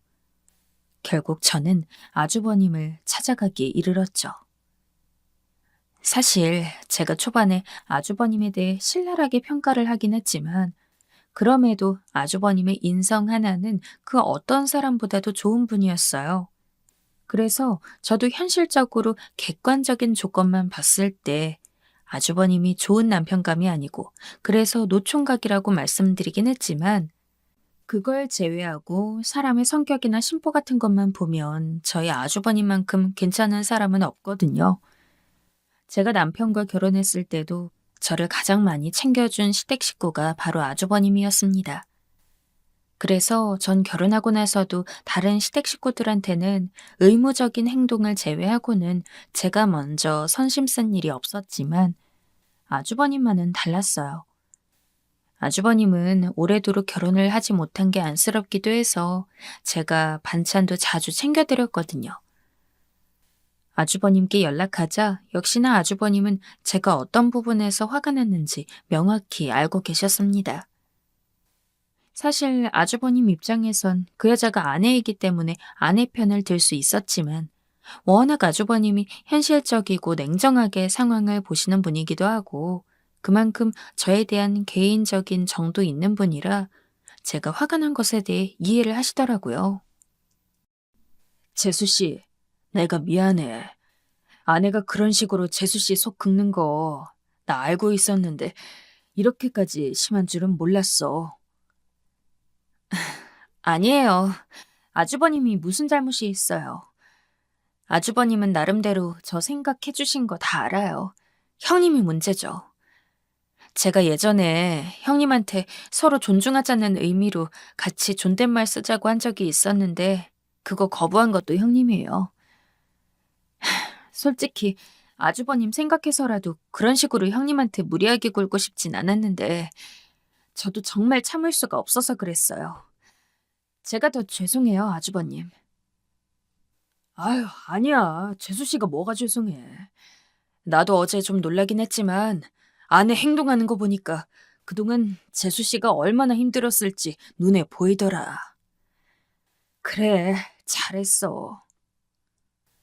다른 시댁 식구들, 심지어 남편까지도 절 이해하지 못하는 상황에서 아주버님이 절 이해해 주신다고 하니까 정말 감격스러운 눈물이 핑 돌아서 저도 모르게 울 뻔했습니다. 하지만 제가 아주버님에게 전화를 한 건 그냥 죄송하다고 혹은 고맙다는 이야기를 전하기 위한 것이 아니었기 때문에 저는 최대한 눈물을 감추고 아주버님에게 본론을 꺼냈어요. 전 솔직히 형님이랑도 잘 지내고 싶어요. 좋은 게 좋은 거라고 싸우는 거 좋아하는 사람이 누가 있겠어요. 하지만 형님이 저한테 계속 그런 식으로 대하면 아무리 시간이 지나도 형님이랑 친하게 지낼 수 없을 거예요. 그래서 만약에 아주버님이 괜찮으시면 제가 비록 손아래 동서이긴 하지만 그래도 10년 넘게 더 산 인생 선배이기도 하니까 제가 직접 형님한테 이런 부분들을 좀 가르쳐 드리고 싶어요. 괜찮을까요? 그래, 재수 씨가 원하면 그렇게 해. 재수 씨가 어떤 식으로 내 아내를 교육시키든 난 신경 안 쓸게. 분명 재수 씨 성격에 그동안 많이 참았을 거야. 그리고 이번에 그 참던 게 터진 거고. 그만큼 내 아내가 재수 씨한테 그동안 잘 못해왔단 얘기니까 그러니 그냥 편한 대로 마음껏 다뤄. 아주버님까지 그렇게 이야기하시니 저로서는 천군만마를 얻은 느낌이었습니다. 그래서 저는 그 길로 바로 아주버님 댁에 가서 기본 예의도 없는 그 여자를 교육시키기 시작했죠. 그 여자는 아무런 예고도 없이 제가 오니까 놀란 나머지 아주버님한테 도움을 요청하는 듯 쳐다봤지만 아주버님은 그런 그 여자를 외면하면서 밖에 나가셨어요. 그리고 저는 아주버님의 허락을 받기도 한 만큼 거리낄 게 없었죠. 솔직히 거기서라도 그 여자가 조금 기죽고 수그리는 모습을 보였으면 그렇게까지는 안 했을 텐데 저한테 손가락질을 하면서 동서, 지금 이렇게 하고 뒷감당할 수 있어?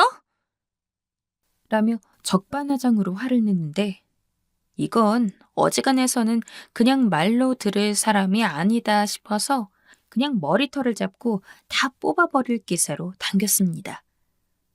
제가 다른 건 몰라도 손아귀랑 팔 힘은 엄청 세거든요. 그 여자는 제 손에 한 움큼 머리카락이 뽑히고 나서야 제 앞에서 무릎을 꿇고 엉엉 울면서 동서님 이라고 부르고 이젠 다신 안 그러겠다면서 꼬박꼬박 존댓말을 썼습니다. 그렇게 평생의 수건 아닌 수건을 아주버님의 배려로 생각보다 빠르게 해결하고 집으로 갔는데 남편이 저를 힐난하더군요. 당신 정말로 형수님 교육시키러 형님 집에 간 거야? 좀 너무하지 않아? 아주버님이 허락한 상황인데 뭐가 너무해? 그리고 당신도 그날 봤잖아. 당신은 그런 모습 본 게 처음이겠지만 형님이 그런 거 그날뿐만 아니야. 나 그동안 계속 참아왔고 그날은 진짜 도가 지나치다 싶어서 화낸 거야. 그리고 아주버님은 이런 나 이해해줬고 당신은 어떻게 아주버님도 날 이해해주는데 당신이 날 이해 못해줘? 저에게 심했다고 하는 남편. 저는 그런 남편을 이해하지 못하겠습니다. 지금 그 문제로 거의 일주일을 넘게 싸우고 있는데 저는 도저히 이해가 안 돼서 이렇게 다른 분들에게 물어보려고 사연을 정리했습니다. 정말 가감없이 있는 그대로 제가 한 행동마저 하나 빠뜨리지 않고 정확히 적었다고 자신합니다. 요즘 시대에 서로 존중하는 게 맞잖아요. 제 입장에선 타당한 행동이었는데 지금까지 제 사연을 들으신 여러분들이 보셨을 때 정말로 형님이 아닌 제가 잘못한 게 맞다고 생각하시나요?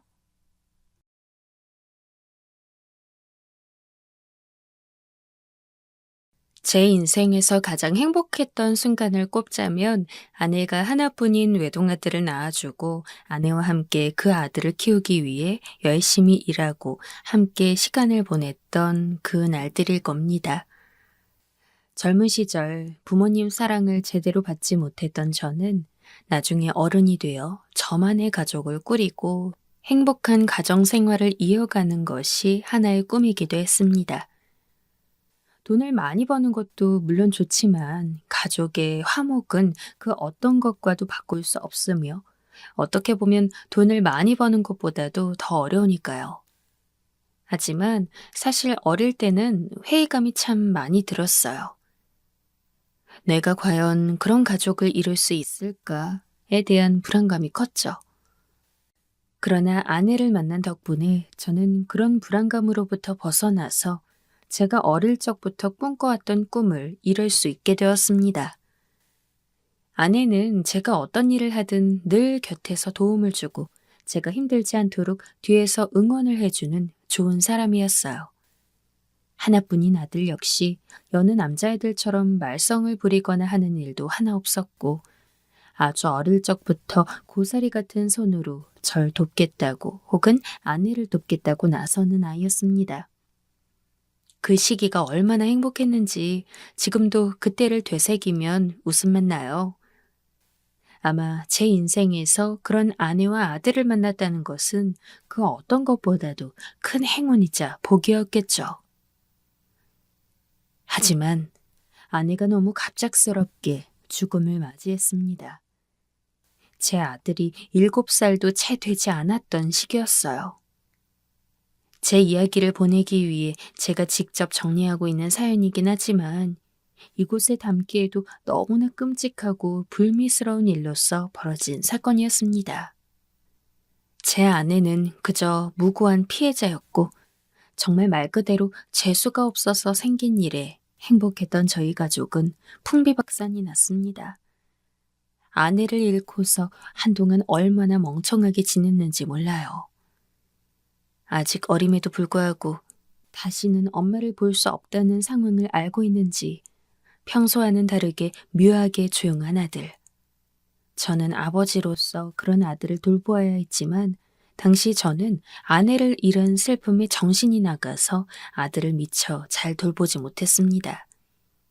심지어 아내의 사망과 관련이 있는 놈이랑 법적 공방을 벌이느라 더 바쁘고 일상에 신경 쓰기 힘들었죠.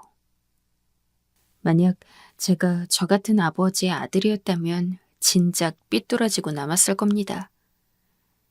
하지만 워낙 고운 성품을 타고 자란 아들인지라 아들은 그런 저를 단 한 번도 원망한 적이 없어요. 오히려 그 어린 나이에도 제가 힘들다는 걸 다 이해하는데 제가 신경 쓰지 않게 하기 위해서 밥도 혼자 차려 먹는 걸 배우게 됐고 설거지도 빨래도 자기가 스스로 찾아서 하기 시작했죠. 초등학교도 들어가지 않은 남자애가 그런 일을 찾아 한다는 건 최소한 저는 들어본 적이 없습니다. 그 모습을 보고 나니 문득 내가 너무 무책임한 아버지였다는 생각이 들더군요. 나보다 더 힘든 게 내 아들일 텐데. 나는 아내를 잃은 거지만 내 아들은 자신의 평생 울타리인 엄마를 잃은 건데. 내가 이렇게 멍청하게 내 슬픔에 빠져서 혼자 땅을 파고 있을 일이 아니다. 그 뒤로 저는 정신을 차리고 어떻게든 아들을 돌보기 위해 노력했습니다. 제게 아들은 제가 반드시 돌보아야 할 가족이자 친한 친구가 되어주었어요. 나이 차가 그렇게 많이 났는데 무슨 친구냐고 그러시면 할 말은 없지만 아들이 어린 나이부터 워낙 어른스럽게 굴고 마음씨가 고운지라 제가 조금만 힘들어하는 기색이 보여도 예민하게 그런 걸 알아채더라고요. 아빠, 나 오늘 학교에서 초콜릿 받았는데 아빠랑 같이 먹으려고 가져왔어. 제 아들은 아주 작은 간식거리여도 늘 아빠 생각해서 자기가 안 먹고 챙겨오는 놈이었습니다. 10살도 안 된 어린아이에게 달콤한 간식거리가 얼마나 큰 선물입니까? 많지도 않은 거 혼자 다 먹고 싶을 법도 한데 아들은 단 한 번도 그런 적이 없었고 딱딱한 누나의 사탕 하나도 어떻게든 쪼개서 저와 나눠 먹고자 하는 게 제 아들이었어요. 아내를 잃고 마음이 많이 약해져 있던 저에게 아들의 그런 모습은 너무나 큰 위로가 되었습니다. 사실 아들이 제게 줄 수 있는 위로가 별게 있을까요? 그저 매일같이 절 사랑한다고 하고 제 곁에 함께 있으려 하고 무엇을 하든 저를 생각해 준다는 게 전부죠. 부끄럽게도 저는 아들 덕분에 일찍 마음을 다잡고 일어날 수 있었습니다. 물론 저도 아버지로서 엄마를 잃은 아들을 위로하고 그 곁에서 든든한 버팀목이 되어주고자 노력했지만 사실 냉정하게 봤을 때 제가 아들에게 도움이 된 것보다는 아들이 제게 도움을 준 것이 더 많다고 생각합니다. 이러한 아들의 모습은 성인이 되어서도 달라진 게 없었어요. 직장을 다니기 시작하면서는 첫 월급을 전부 저에게 선물로 주기도 했고 그 이후에도 제 생각이 나서 사왔다며 평소 제가 자주 먹는 해물탕을 사다 주기도 하고 보약을 지어주기도 하고 제가 농담 삼아서 너 며느리는 언제쯤 소개시켜 주려고 그러냐? 라고 하면 아휴, 며느리는 무슨 며느리예요. 저는 평생 아버지랑 같이 살 건데요. 라고 말하며 웃는 아들이었습니다. 살면서 절 좌절하게 하는 일도 많았고 슬프게 하는 일들도 많았지만 아들이 있었기 때문에 오로지 아들 하나만 생각하면서 힘들어도 일어나고 절망스러워도 일어났습니다. 하지만 하늘은 제가 아들과 함께 행복하게 사는 꼴이 눈꼴 시리기라도 했던 걸까요? 어느 날 일을 끝마치고 집에 있던 저는 한 통의 전화를 받게 되었어요. 병원이었습니다. 김석원 씨가 아드님 되시나요? 네, 맞습니다만 누구시죠? 여기 병원인데 김석원 씨가 현재 교통사고를 당해서 응급실에 계시거든요. 알려주시는 주소로 빨리 와주셔야겠습니다. 갑작스러운 아들의 사고 소식에 저는 눈썹이 휘날리도록 달려갔습니다. 어찌저찌 옷을 꿰어입고 들은 주소로 황급히 가는데도 마음 한켠으론 믿기지가 않았어요. 아침에만 해도 잘 다녀오라고 이따 저녁에 집에서 보자고 평범하게 인사를 나누고 갔던 아들인데 대체 아들에게 무슨 일이 있었기에 그 사이에 사고가 나서 응급실에 가 있다고 하는지. 최대한 빨리 제 눈으로 아들을 봐야 안심을 할 것 같았습니다. 그러나 직접 응급실에 도착하여 본 아들의 상태는 생각보다 심각했어요. 의사가 제게 그러더군요. 너무 위험한 상황이라고. 저는 의사의 옷자락을 붙잡고서 대체 이게 어떻게 된 일이냐고 울부짖으며 물었습니다.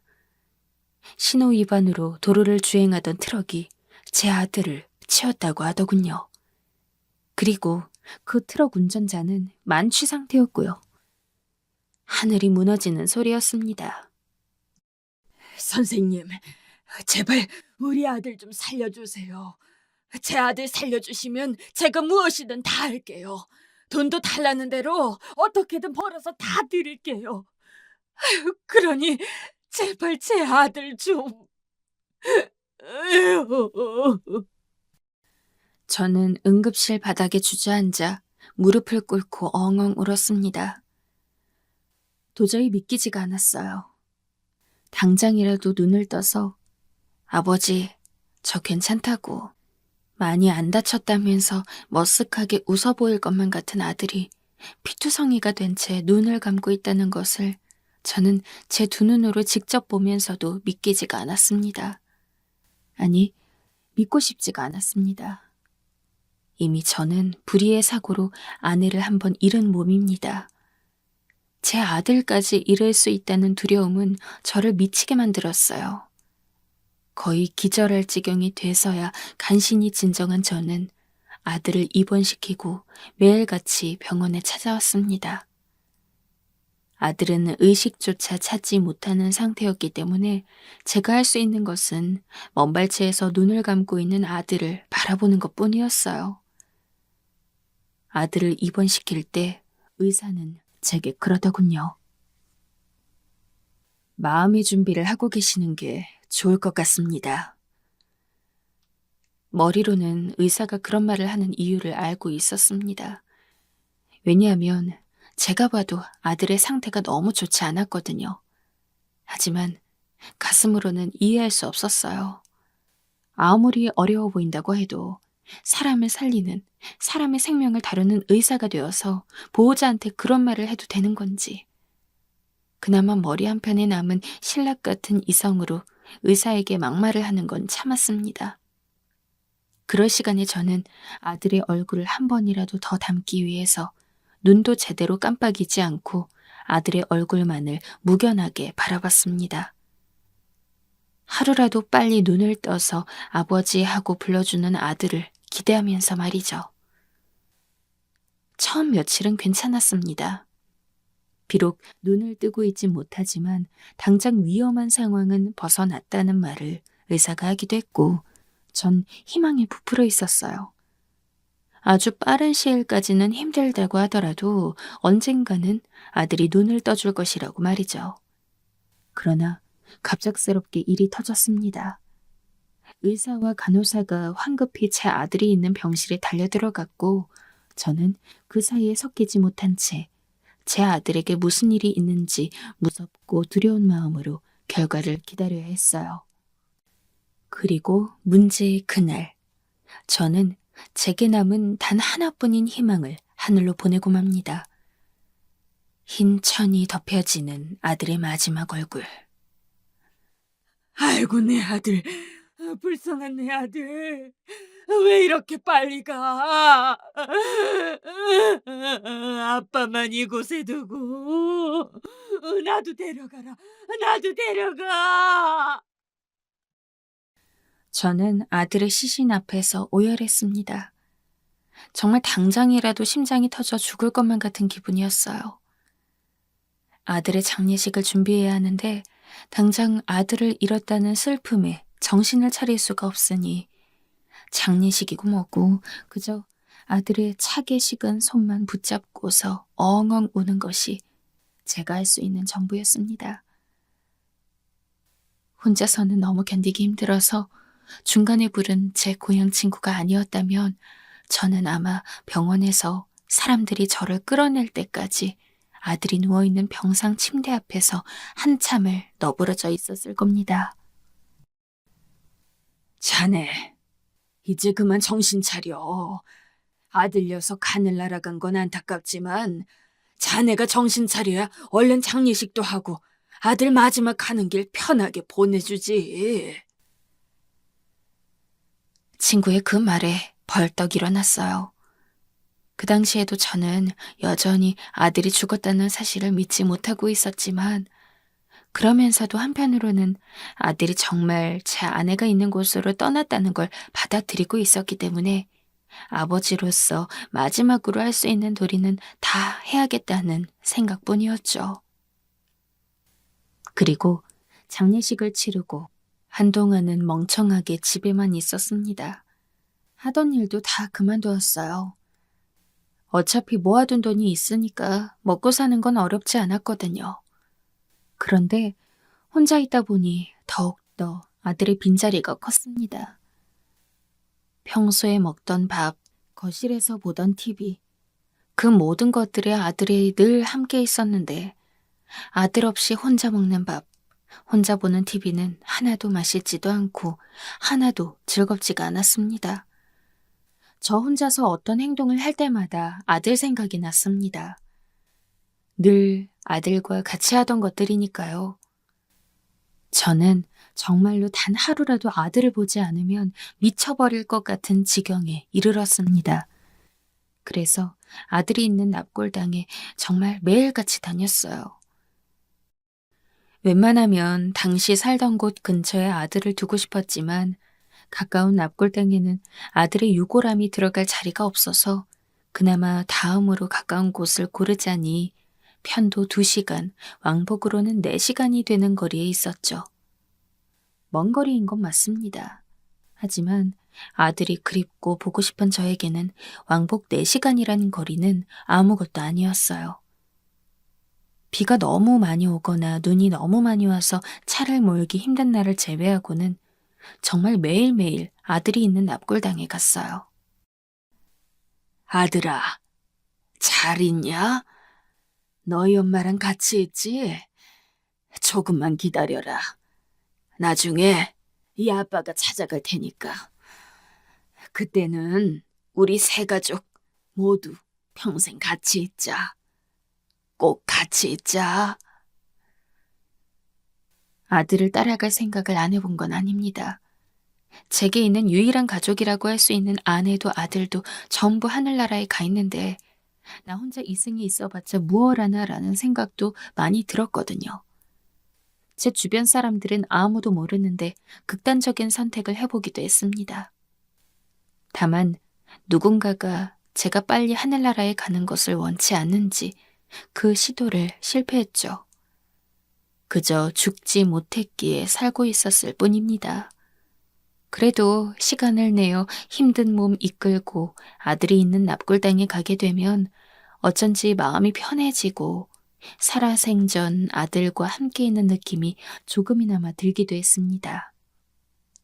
그 기분을 위안 삼아서 저는 하루하루를 살아갔어요. 그렇게 아들의 납골당에 4년을 넘게 다녔을 때일 겁니다.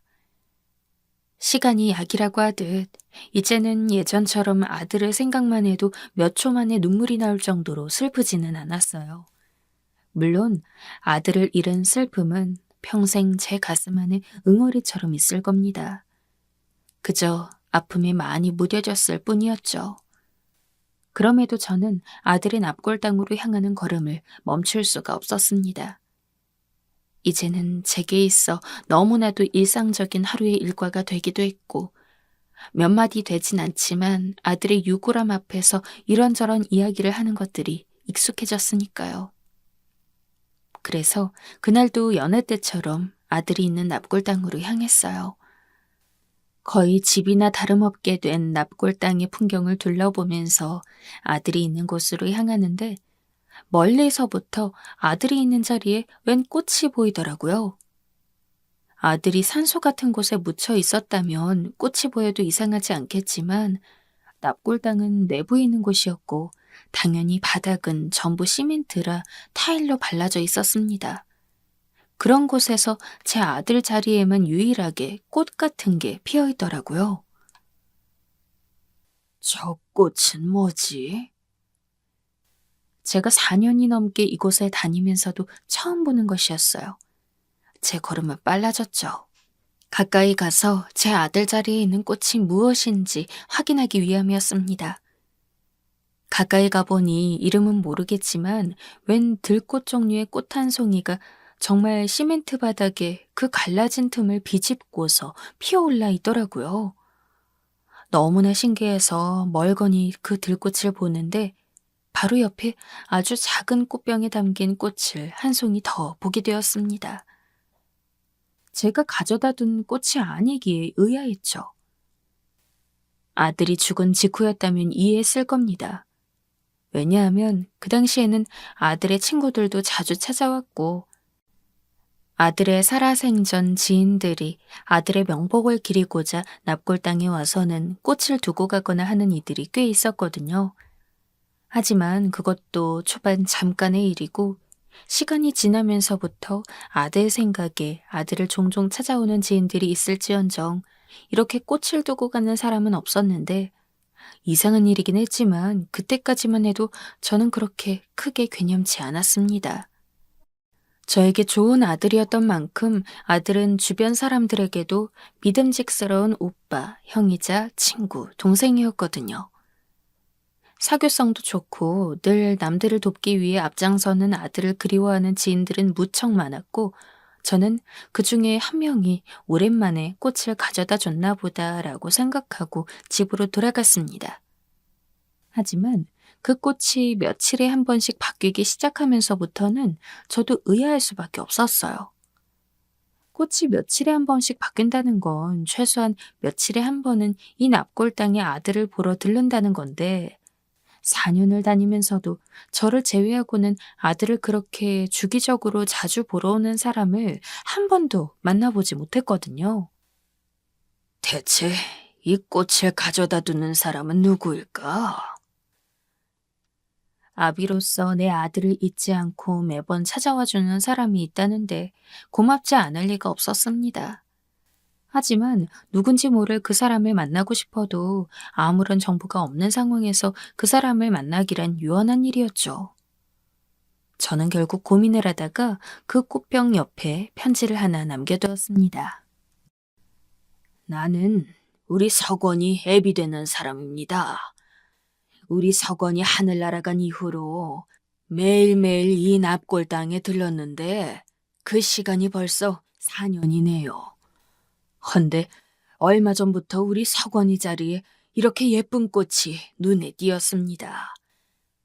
처음엔 그저 우리 석원이가 그리워 찾아온 지인 중 하나겠구나 생각하고서 그저 지켜만 보고 있었는데 내 보다 보니 며칠에 한 번씩은 이 꽃 종류가 바뀌는 것이 나처럼 우리 석원이를 보러 자주 오는 사람일 거란 생각이 들었죠.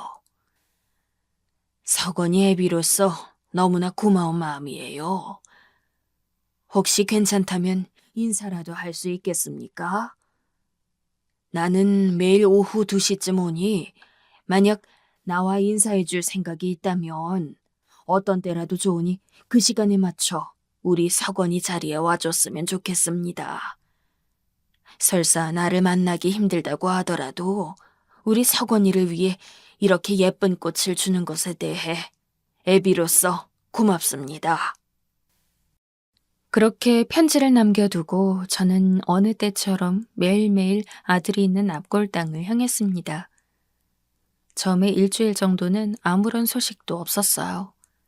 그래서 저는 내심 이 꽃을 두고 가는 사람이 저를 보기에는 많이 부담스러운가 보다 하고 생각했습니다. 아쉽기는 했지만 그저 고마운 마음에 인사를 하려는 의도가 컸기 때문에 마음으로 감사를 전하고 그 사람을 보는 것은 포기해야겠다고 생각하고 있었죠. 그런데 바로 그 다음 날, 제가 석원이 자리에서 석원이를 위해 작게 기도를 올리고 있는데 인기척이 느껴졌어요. 고개를 돌려보니 웬 젊은 여자가 있더라고요. 그리고 이제 막 4살이나 되었을까 하는 어린 남자아이와 함께요. 처음에는 석원이 자리 근처에 있는 유골함을 찾아왔나 보다 하고 생각했는데 그 여자가 계속해서 저를 보며 우물쭈물하고 있는 행동을 보니 본능적으로 알 수 있었습니다. 석원이 자리에 며칠마다 다른 꽃을 두고 갔던 사람이 바로 이 여자라는 것을요. 그때 그 여자가 저를 불렀습니다. 아버님. 지인의 아버지에게 흔히 부를 수 있는 호칭이지만 왜일까요? 그 여자가 제게 부른 아버님은 느낌이 달랐습니다. 그냥 제가 단순히 석원이의 아버지라서 높여 부른 아버님이 아니라 마치 며느리로서 시아버지를 부를 때 부르는 아버님 같은 느낌이라고 해야 할까요? 대충 왜 그런 느낌이 들었는지 몰라서 제 스스로도 긴가민가 할 때 그 여자가 기인이 할 말이 있다며 시간을 내달라고 부탁했습니다.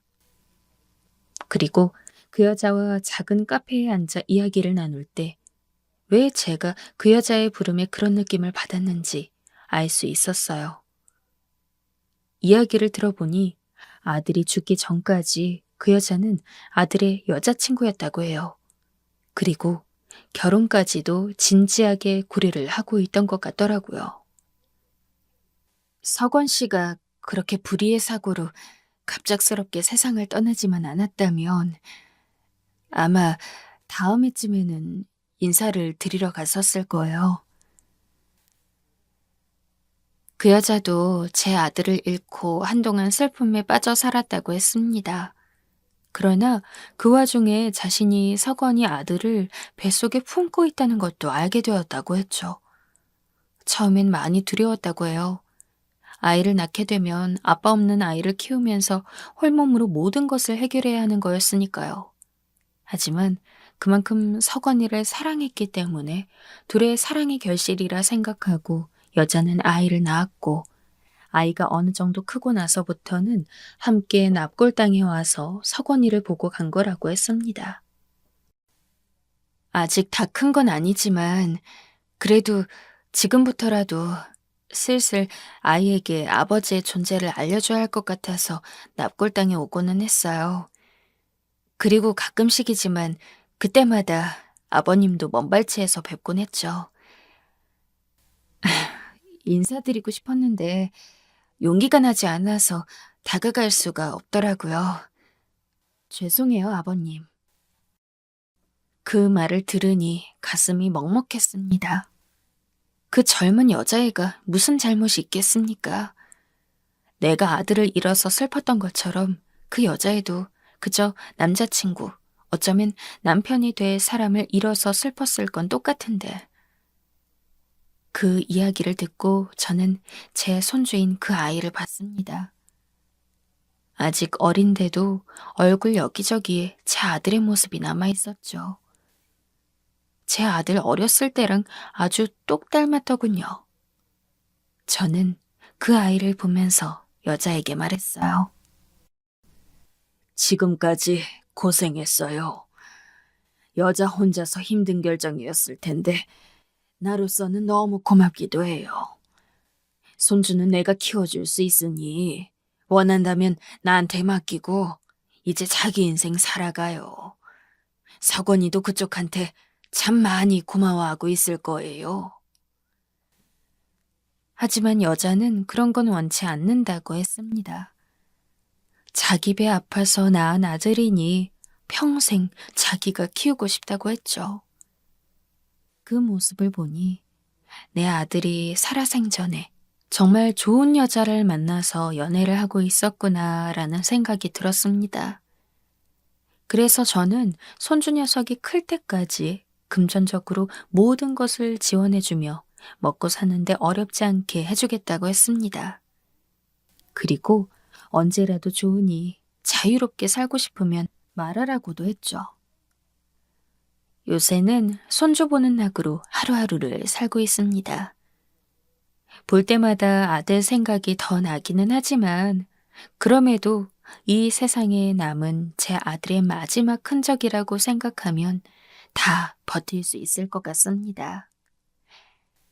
우리 손주는 제 아들이 죽기 전에 남긴 마지막 선물 같은 느낌이에요. 앞으로도 손주랑 같이 죽는 그날까지 행복하게 살려고 합니다.